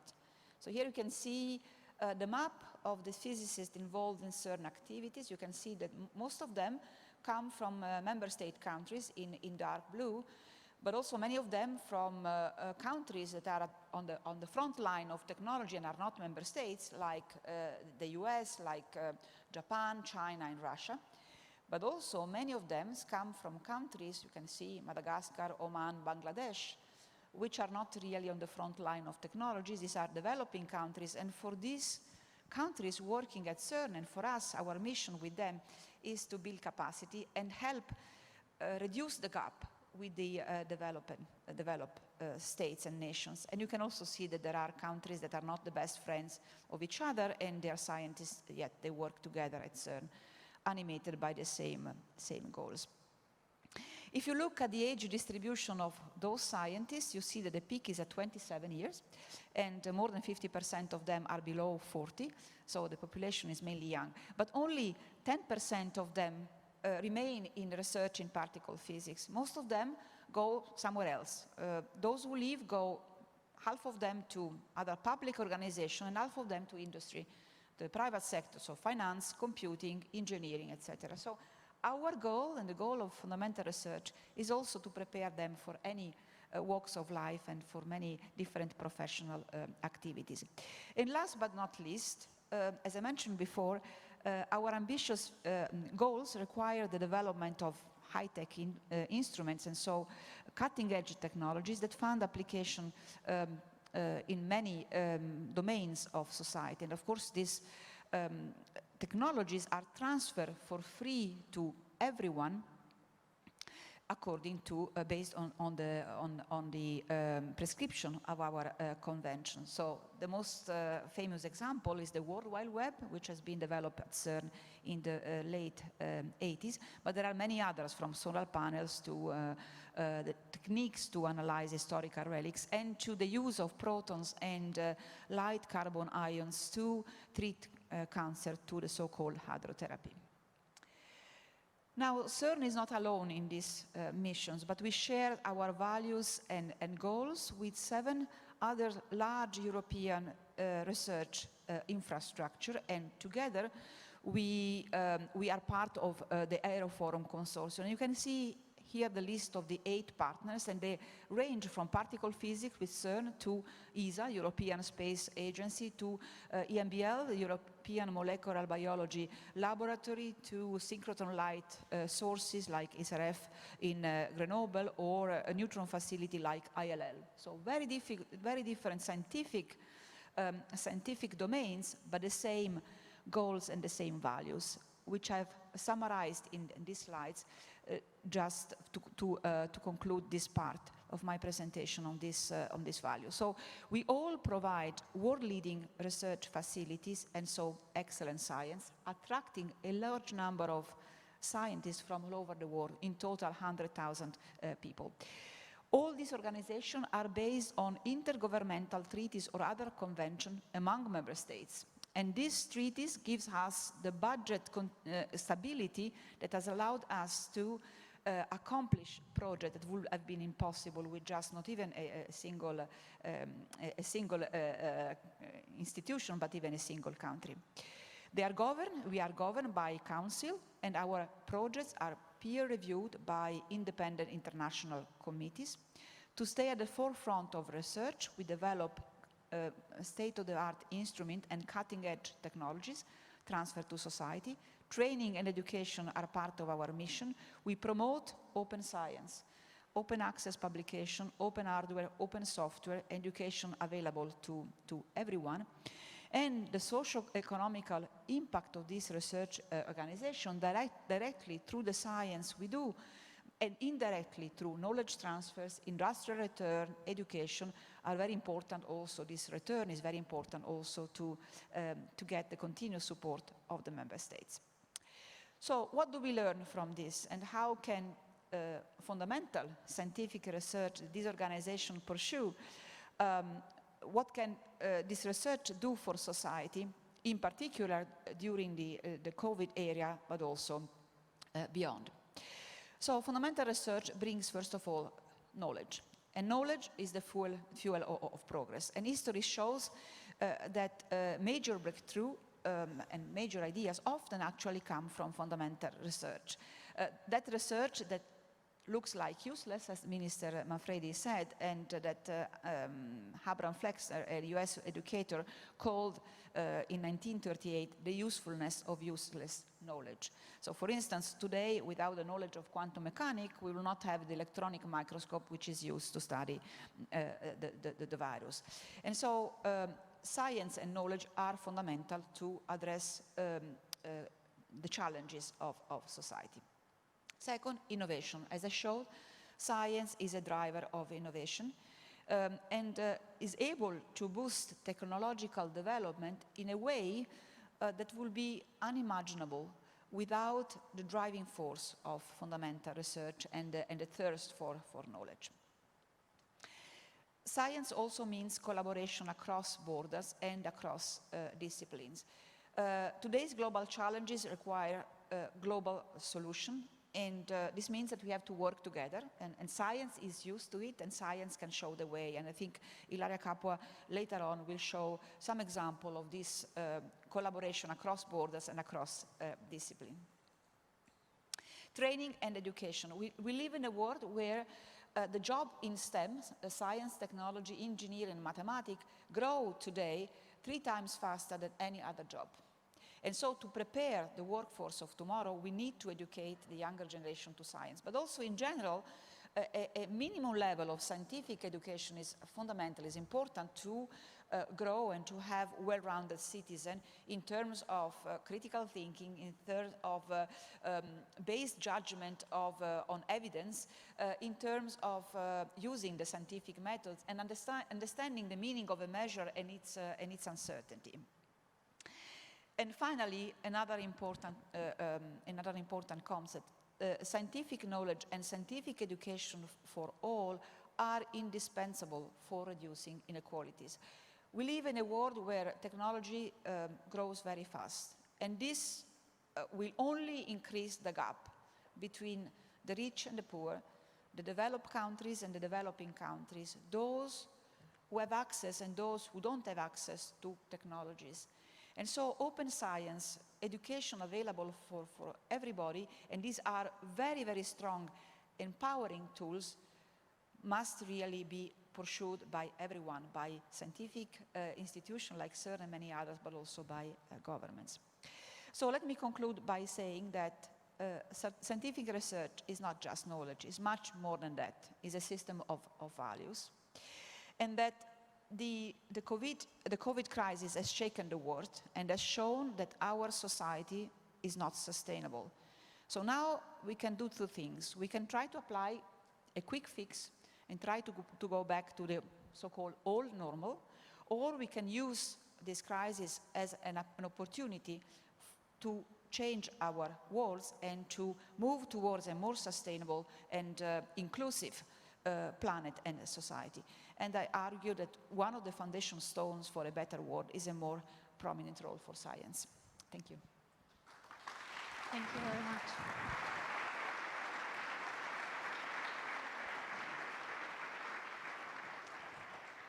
Thank you very much, Professor Gianotti. And now let's have a look overseas. Ilaria Capua, Director of the One Health Center of Excellence at University of Florida. Thanks for joining us today. Thank you, and good afternoon, everyone. It's morning on this side of the Atlantic. I am in the middle of the hurricane season, and so if you agree, I will cut my video before I start, and then I will reappear at the end, just to make sure that you can hear me properly. Yeah, of course. But before I disappear, let me thank Azov for this invitation, and let me thank the speakers who have preceded me, from Cardinale Parolin to Minister Manfredi to Fabiola Gianotti, because they gave me the perfect springboard to present to you some new ideas that have spurred from the COVID-19 crisis. And as Fabiola Gianotti mentioned, no crisis should be wasted. And although this is a crisis which has hit Italy, Europe, and I would say is hitting the United States and other parts of the world very hard, it can actually be the beginning of a more sustainable way of organizing our lives, given that as Homo sapiens, we have been equipped with, let's say, gray material inside our heads, and we should use it to think. And I think that this is a really great opportunity we have now. So if you agree, I have now disappeared, and I hope you can see my presentation in full screen. So I will try and merge some of the things that have been said before me, and try to convince you all, not only the people who are sitting in the room, not only the panelists, but also all the people who are connected online. The COVID-19 is screaming at us that we need more interdisciplinarity to accelerate the big changes that we need to put in place to face this moment of crisis and transform the crisis in an opportunity. So let me start from many years ago. Some of you may remember this diagram. This is actually a diagram which was put down around the 13th century, but it represents the thinking of the Greek philosophers and how ancient thought actually had, let's say, put health in a circle, not in a square, not in a pillar, but in a circle. And so this circle has a heart, and the heart is mundus annus homo. And so let me just show you what this means in modern times, okay? So mundus annus and homo. mundus means the world in its entirety. It means the environment, it means biodiversity, it means animals, it means plants, it means water, it means air.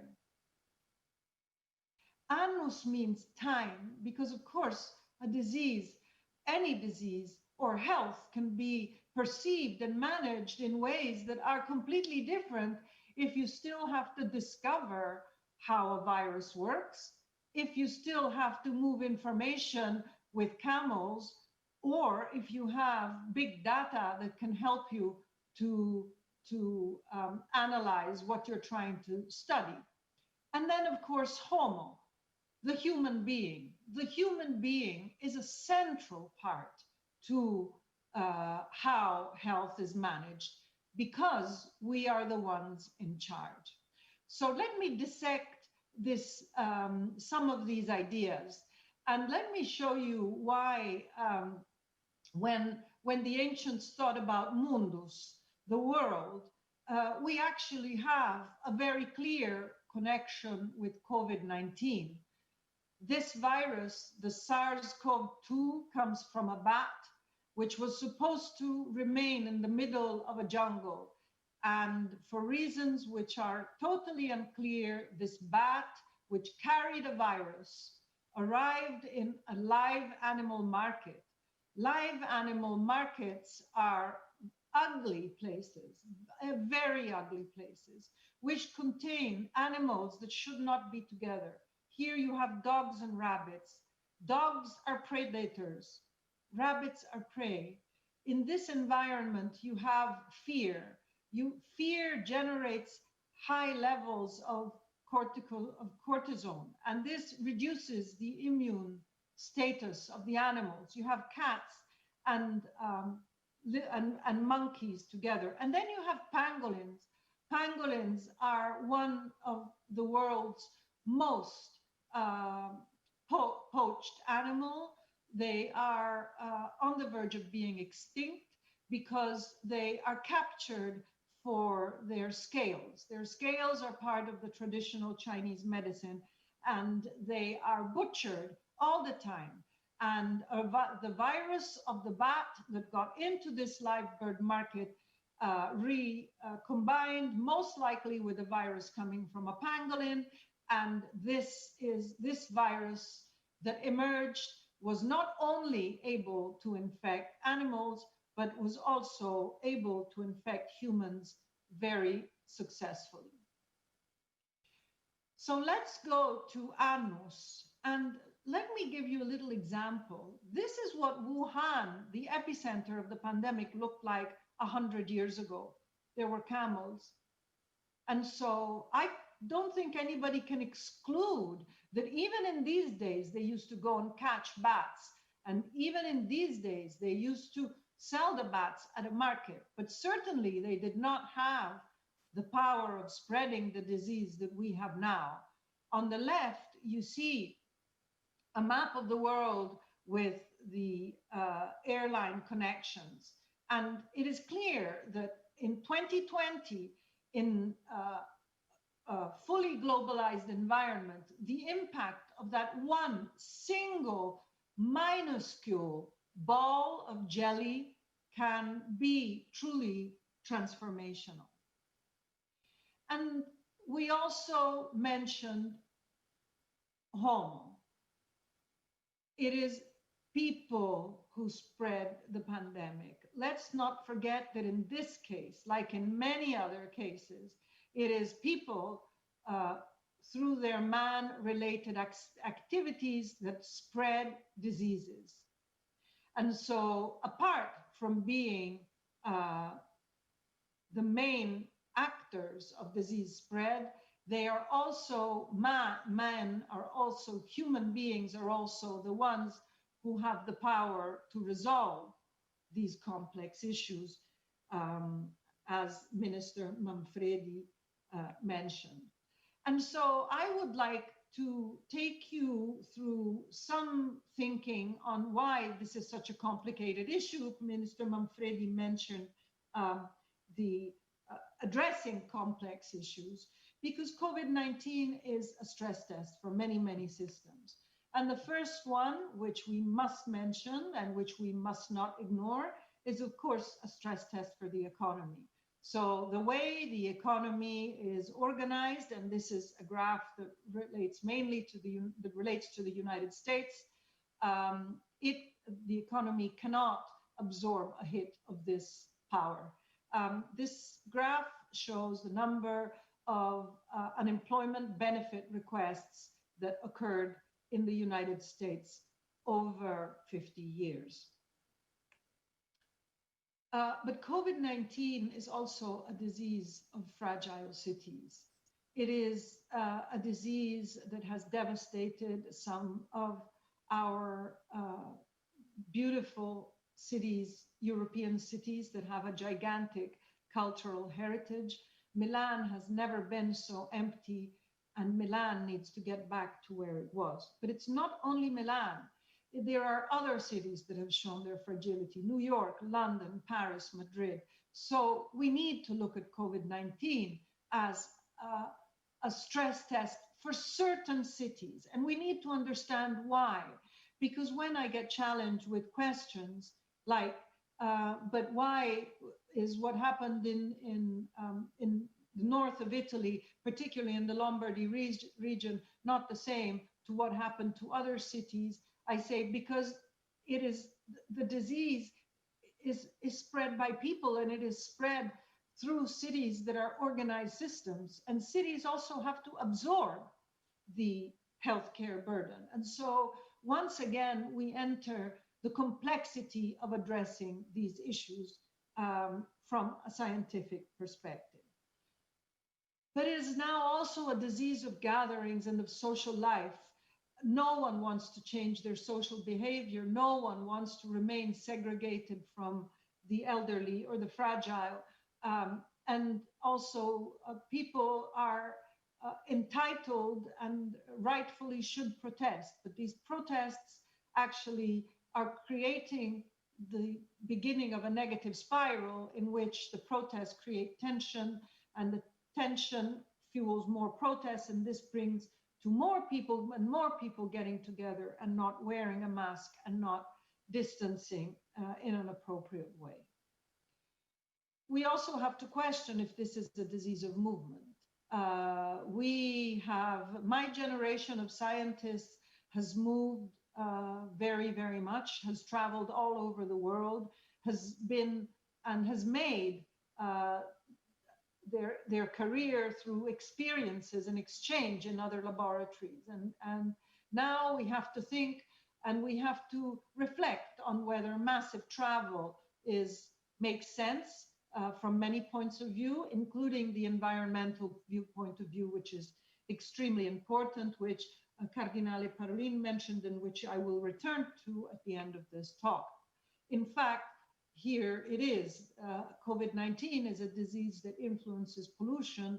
We have shown that the lockdown applied in many parts of the world has reduced some of the emissions, and certainly nature is back, and nature is here, just in case anybody hadn't really noticed. But we are living an experiment, and this experiment is that we have had to stop the world basically for 6 months, and we are also able to document that experiment and see the short-term, medium-term, and long-term ramifications of this experiment.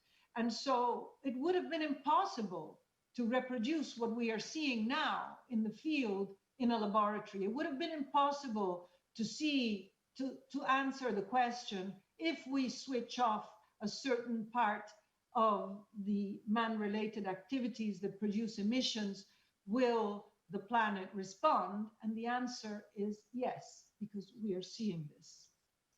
Another one of the issues that we need to look at under different lenses is actually the pink lens of why sex is such an important driver in COVID-19, because all over the world we see that women are less at risk of developing the severe form.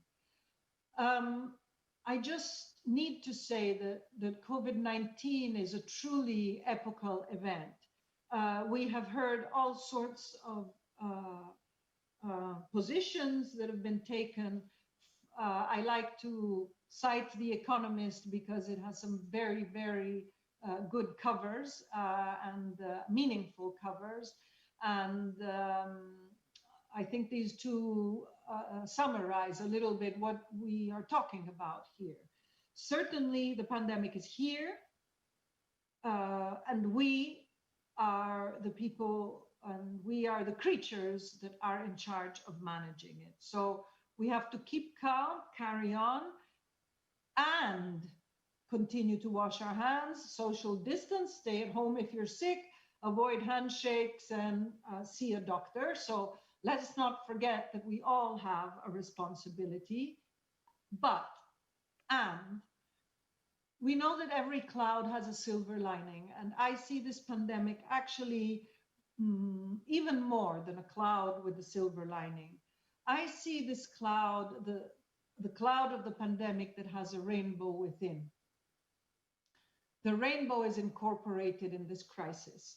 And the rainbow that I see is that we have had to stop the world for a certain period of time. We have had to stop things that were unstoppable. We have had to change many, many things of our life. And we now have to start again. And we can start again advancing health as a system and advancing health under the guidelines of the Sustainable Development Goals. And to advance health as a system, we cannot only concentrate on advancing the health of humans. And this brings me back to my first diagram. Here is our diagram about health, mundus annus homo. We have a pandemic is happening, and we still have great problems of pollution, of infectious diseases, and of water supply. We have issues with global warming. We have issues with many, many, many environmental factors, the reduction of biodiversity, and it is time that we actually use big data, and we use big data science, and we find convergencies around all these issues that are not going to go away. They are here. They are here. We know that we have a gigantic climate issue. We know that we have polluted the seas and that the seas are full of plastic. We know that some parts of our Earth, of our Mother Earth, is full of toxic residues. And we have to look to the future to try at least and prepare an infrastructure so that the next generation will be able to have all the information it needs to move this change of from an unsustainable situation that the planet is undergoing to a more sustainable condition. And at the University of Florida, we have launched together with some partner institutions. Fabiola Gianotti mentioned our collaboration earlier. We have a collaboration with several organizations, including the C-Cities, which is the conference of the big cities of the world. And we are looking at a series of interdisciplinary issues, like how do you govern, and this is a totally open effort, how do you govern an open effort of this size? We have studies on gender differences, on mobility and mental health, on climate change and pollution, on many, many, many aspects. And I don't want to make it longer than what it is, but we really see COVID opportunity as a great opportunity for science, for the useful knowledge which has been generated by organizations like CERN, to be used in an interdisciplinary manner to find and to seek together those global solutions that we need. I would like to also come back to the words of Professor Manfredi. Research needs to become a common good.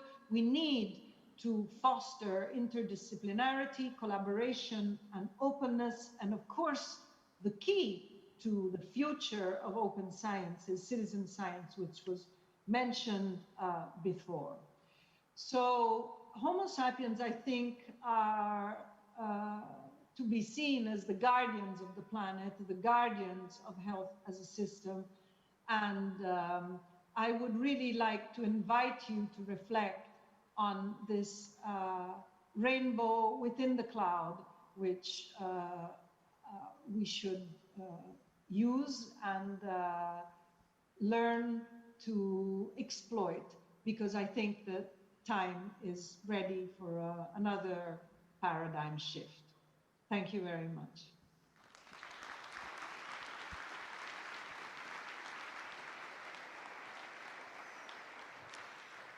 Thank you very much, Ilaria Capua, and with this beautiful image of a rainbow and so a message of hope, I would like to thank you again, our speakers today, Gaetano Manfredi, Professor Fabiola Gianotti, Ilaria Capua from University of Florida. Thank you very much for joining us today.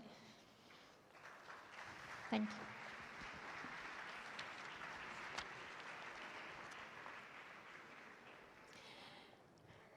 And now I invite another 3 guests to join me to discuss international policies of scientific research in different parts of the world. First, join me in welcoming Fabrizio Nicoletti, Director General of Innovation and Research, Ministry of Foreign Affairs, who is here with us today, if you want to join me on stage. Please take a seat. Thank you very much for being here today.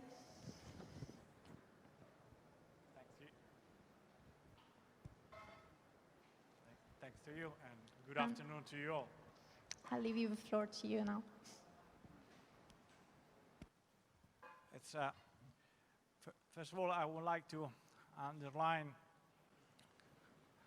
the full support of the Italian Ministry of Foreign Affairs to this initiative, and the gratitude for me for being here today to this inauguration.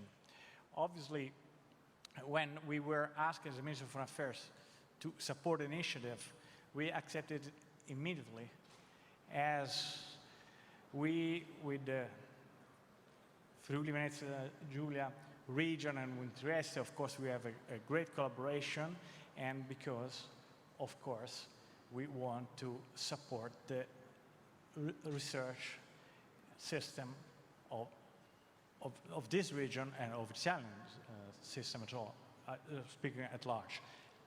But, you know, I always like to use and quote what the predecessors just said, because it was quoted by Fabiola Gianotti that CERN was created after a crisis. And so came to my mind the fact that a Nobel Prize, Literature Nobel Prize, Winston Churchill said that from this part of the world, on the Adriatic coast, on the eastern part of the coast, that that part of the world always created more history, more historical facts that they can digest. And so it came to my mind also the fact that we have a long tradition here in Trieste with historical facts, obviously, which are very strong,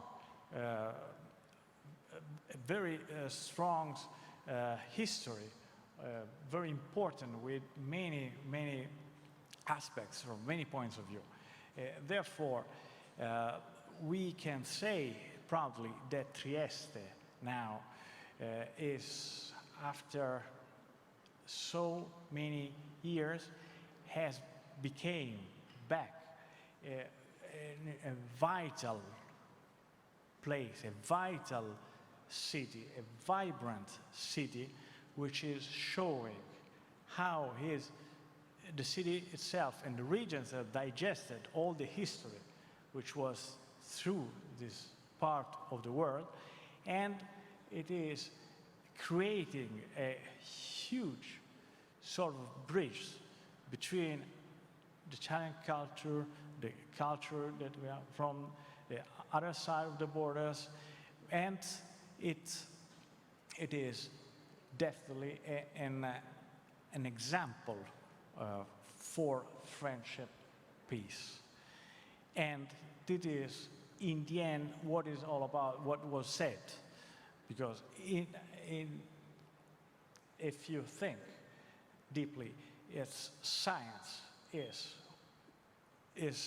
helping human beings, helping lives to live in better conditions. We have just said now there's the pandemic, and we all know the damages which created the sorrow which brought to the whole world, and definitely for us here today is a great occasion where brains from all over the world, they can be together and think from the various points of view how to tackle this point.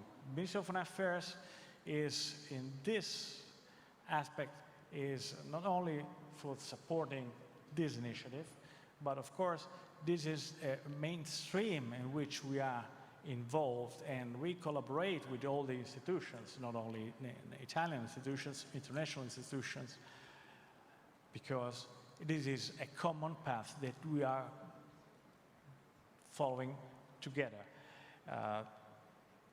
Ilaria Capua just closed her section quoting the SDGs, obviously.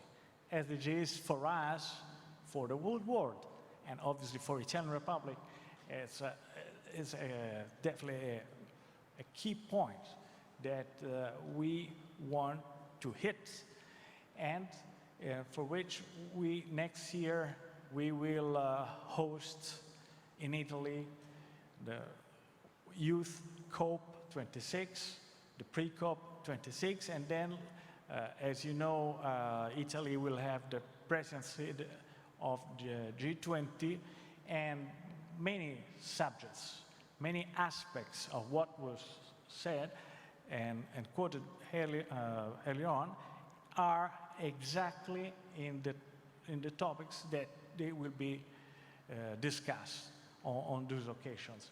So again, this is sort of fil rouge which can link, and it will link, all the aspects of different visions and different culture and different approach that in the end they should all end up with a process for definitely, hopefully also, but definitely a better world and better conditions of living. I take this opportunity to share the information that in this point, because we want, definitely we believe that science really helps to develop society. We, as Ministry of Foreign Affairs, we are increasing our presence, our scientific presence is our network all around the world. And this is occasion for me to pass this information on this, today on this inauguration, which means that it's a sort of invitation to the scientific institutions, to scientific centers, to professors, to researchers, to knock to our doors, to use our facilities, which are there to help the international collaboration for science. So this is what is the key message that we wanted as Ministry of Foreign Affairs to pass on this occasion, and I really conclude wishing the best of success to this initiative. And thank you very much for inviting me. Thank you very much to the organization, because I know that it was very tough and very challenging to be able to organize such an important event under the circumstances. So this is one more credit to Trieste municipality, to the Friuli Venezia Giulia region, and obviously to the organizations itself. First of all, Professor Stefano Fantoni. Grazie mille.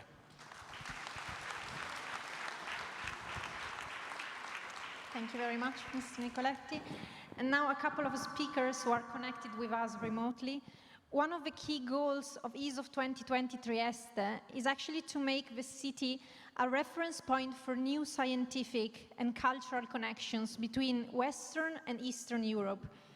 Such an opening to the East will be crucial to foster European cohesion, to strengthen the European research area, and to define a common scientific identity across the continent. Today with us from Montenegro, Sanja Damjanovic, Minister of Science in the government of Montenegro since 2016. Good afternoon, welcome, and I turn it over to you now. Yeah, good afternoon to everybody. So I'm really sad that I'm not in Trieste at this moment, but I'm really, really happy to have opportunity to talk today at the European Open Science Forum. I'm especially happy that this ESOF is in Trieste, a city which has such rich historical and cultural relations with its neighboring region of the Western Balkans, where I'm coming myself from.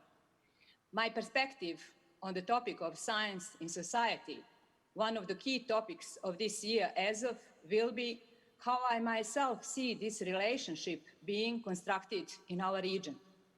One very significant part of my perspective is due to my long career outside the Balkans, especially at CERN in Geneva, where I have spent the largest part of my scientific life.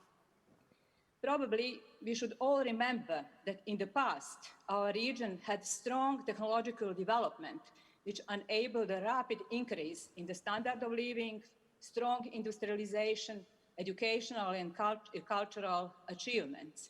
And there are plenty of great examples for that. However, there were several reasons for the breakdown of societies of our region during the 90s, but perhaps for today's conversation, it is interesting to focus on how the change of the social structures caused a significant scientific slowdown, the effects of which we are still feeling, and like, in particular, strong brain drain. Today's re-emergence of the concept of science diplomacy is trying to look at the complexity of this relationship and to provide a much better framework for how science and society can work better for each other, and especially how science can deliver much more efficiently. We all know that research infrastructures have already been proven to have a powerful social and economical impact as a multinational venture, helping solving global challenges as powerful, neutral tools with the mission of science diplomacy. After two great, concrete examples of CERN in Geneva and CESME in Jordan, I am proud today to inform you about yet another concrete example of science diplomacy, the large-scale pan-European research infrastructure SEAS project, which I have led from the very start. To recover the great tradition in technology which we had in the past, to slow down brain drain or even to revert it, we need such large-scale infrastructures based on the newest technology. So the SEAS project is targeting one of the largest social challenges, cancer. It aims at boosting new technologies to fight cancer by powerful international cooperation. This new generation of a beyond state-of-the-art medical accelerator dedicated on equal ground to cancer research and cancer treatment will be based in Southeast Europe, but will be benefit for the Europe as a whole. We are presently working with the international team to make this institute a reality, and I hope that at one of the next ESOF, we will be showcasing the realization of the SEIST. Trieste, as a city, and the organizing team of this ESOF are making a very important contribution to raising the issue of the Western Balkans science and innovation by including several discussions in its program I would like to sincerely thank you for this, and I hope that this ESOF will give another push to collaboration between Western Balkans people and the people from other European countries. Let's work together with our citizens because there is our strength. I thank you very much for your attention. Thank you for joining us today. And ESOF, we all know, is primarily a European event, but of course, that's not the only focus. It looks beyond European borders, of course, to the rest of the world, as science does. Science as a universal language. Today, our last guest would have been Mr. Emmanuel Zimand, Minister of Higher Education, Science and Technology of South Africa. Unfortunately, due to some last-minute commitments, he can't be with us today. But on his behalf, we have a video contribution by Dr. Phil Njara, Director General of the South African Department of Science and Innovation. Ministers, the ESOF champion, the President of Euroscience, ladies and gentlemen. Thank you for this invitation to speak at the opening session of ESOF 2020. I bring you the good wishes of South Africa's Minister of Higher Education, Science and Innovation, Dr. Blade Nzimande, who unfortunately, due to urgent business of government, is unable to join us this afternoon. South Africa has a historic relationship with ESOF, and over the years, the forum has played an important role in strengthening our strategic science and innovation partnership with Europe. It also provided the inspiration for the organization of our own Science Forum South Africa, an event known to many of you. We are therefore delighted to also actively support ESOF 2020, taking place in an important country, Italy, and in a city, Trieste, which hosts several of our strategic partners, including the World Academy of Sciences, the International Center for Genetic Engineering and Biotechnology, and the International Center for Theoretical Physics. Building effective, mutually beneficial global partnerships is a consistent theme and priority of national strategy and policy documents for science, technology, and innovation in South Africa. Indeed, South Africa has embraced the principle that science knows no borders and actively promotes international cooperation. Given the myriad of societal challenges of our time, including climate change, energy, food security, and health, it is imperative that international science cooperation be enhanced. No country alone has the resources, both human capital as well as funding, to address global issues on its own. Cooperation in science, technology, and innovation is also key in achieving the United Nations Sustainable Development Goals. Harnessing research and innovation to improve the lives of South Africans remains our priority, addressing the triple challenges of poverty, unemployment, and inequality. The timing of ESOF 2020 is opportune to have a discussion on science and the critical role that it plays as we face the global pandemic of COVID-19. South Africa has a strong collaboration in science, technology, and innovation with Europe through various partnership programs, which has been further enhanced through cooperation in addressing COVID-19. As seen across the globe, science, technology, and innovation has played a key role in responding to the public health challenges posed by COVID-19. Research and innovation are indeed at the heart of efforts to detect, treat, and prevent the pandemic. The role that science advice plays to policymakers has also been central in the decision-making processes in enhancing the management of COVID-19. Generating and applying new knowledge is crucial to finding solutions and addressing these challenges. I am therefore delighted that Professor Salim Abdul Karim, who chairs South Africa's Ministerial Advisory Committee on COVID-19, will speak during Friday's morning special ESOF session on lessons we have learned from the pandemic to prepare for future global health challenges. Prof. Karim will join all friends of South Africa and leading global scientists like Professor Michael Kizakkin, a champion in the fight against HIV/AIDS. No country has been spared the devastating negative impact of COVID-19 on their economies. Across the globe, we have seen significant rises in unemployment, the widening of inequality, with the most vulnerable of populations at greater risks than ever. We have at our disposal the immense potential of innovation and technology to not only reinvigorate growth in existing industries, but also to develop new ones, safeguarding existing and creating new economic opportunities. Our world is changing.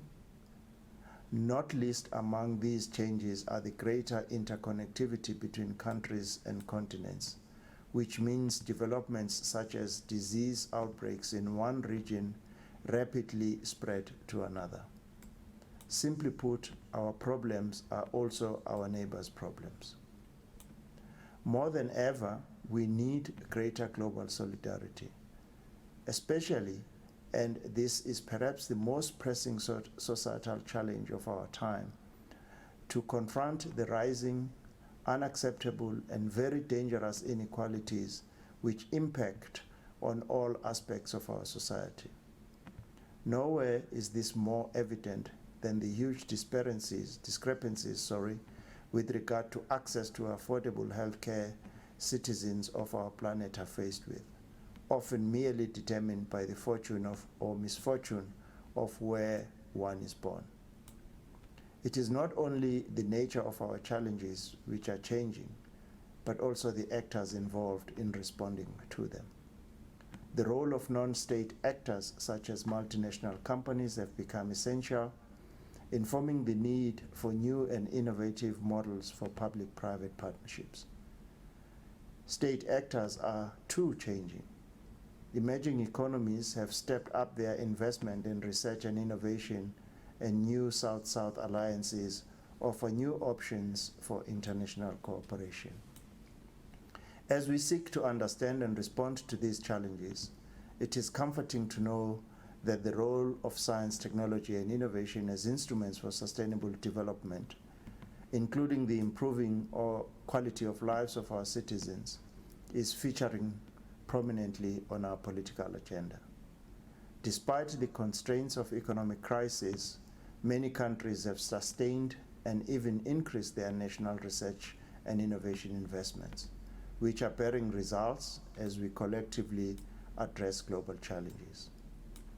Meetings such as ESOF provide an important platform to exchange ideas, best practice, and network with international partners on key areas of scientific enterprise, as well as enhance international cooperation and science diplomacy. It is also within this context that South Africa will be hosting the World Science Forum in 2021 on the theme of Science for Social Justice. I look forward to welcoming all of our ESOF partners in Cape Town in December 2021 for the World Science Forum, as our world unites for and through science. As we move forward, there is an increased need to embrace the strategic and international role that science and technology and innovation will continue to play towards socio-economic recovery. Within this framework, we should collectively optimize opportunities presented through the green economy, the fourth industrial revolution, and the associated benefits of the digital economy. Our world is perhaps even more fragile than before, but we have a real opportunity for effective science and research to make a real difference. We should seize it. I'm confident ESOF 2020 will play its part to make this difference. I thank you and wish you an enjoyable and inspiring ESOF 2020. Thank you.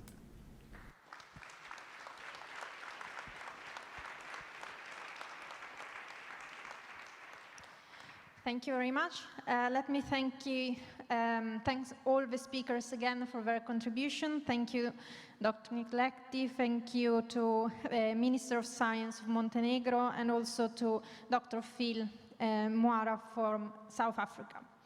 And now it's time for a special gift for Trieste European City of Science 2020. Poste Italiane is launching today a special stamp celebrating ESOF 2020.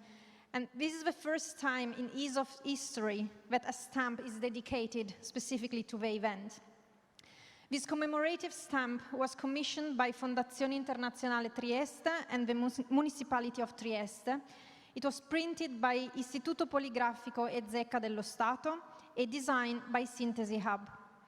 I would like to invite now Giulio Iandiorio from Poste Italiane and the Mayor of Trieste, Roberto Di Piazza, to join me on stage to present the stamp to the public.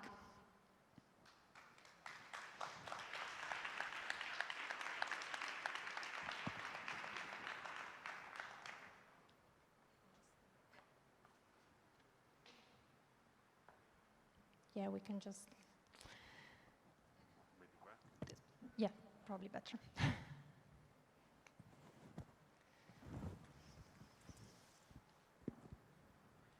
Grazie, buon pomeriggio a tutti. Thank you and good afternoon. It is really an honor for me to represent the Italian Postal Service in this important international event. Of course, I wish to convey to you the greetings of our manager and the president and of the board of directors of the Italian Postal Service. And I wish to thank the municipality of Trieste asking us to issue such a commemorative stamp. And I thank the Ministry for the Economy that has allowed us to have such an issue. It is important to have a stamp celebrating ESOF 2020. Why? Because a stamp is something that historically is passed on to future generation, and it passes on events, historical characters. Even if it is so small, it passes on culture over time. I'm particularly happy that on such an occasion a stamp has been issued. Maybe we can see a picture of the stamp. And this is a stamp, and you see the light posts of Trieste. These are the lampposts of Trieste with the light beams, and it is a symbol of the combination of the city, a city of culture, a multi-ethnic culture, as the mayor was reminding us before, and these light beams that can pass on culture to future generations. It is a limited issue of this commemorative stamp, and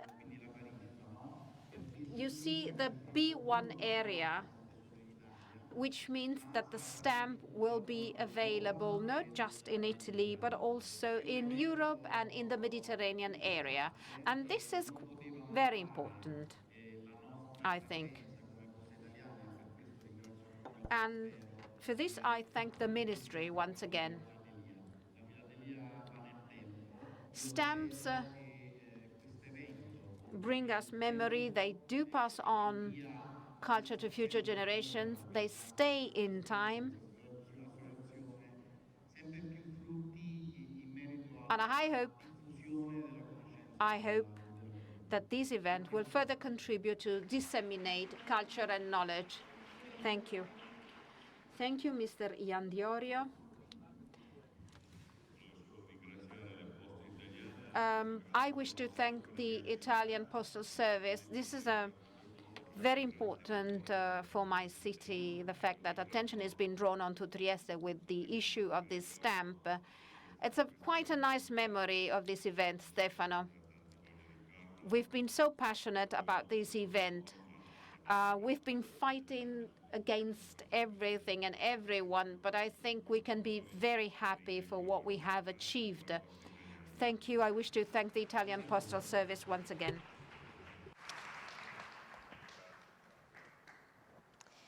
And with the presentation of this special gift, we've now come to the end of this event. I hope you've got a taste of this new EASOF 2020 Trieste edition and enjoyed the inspiring insights and talks from our speakers.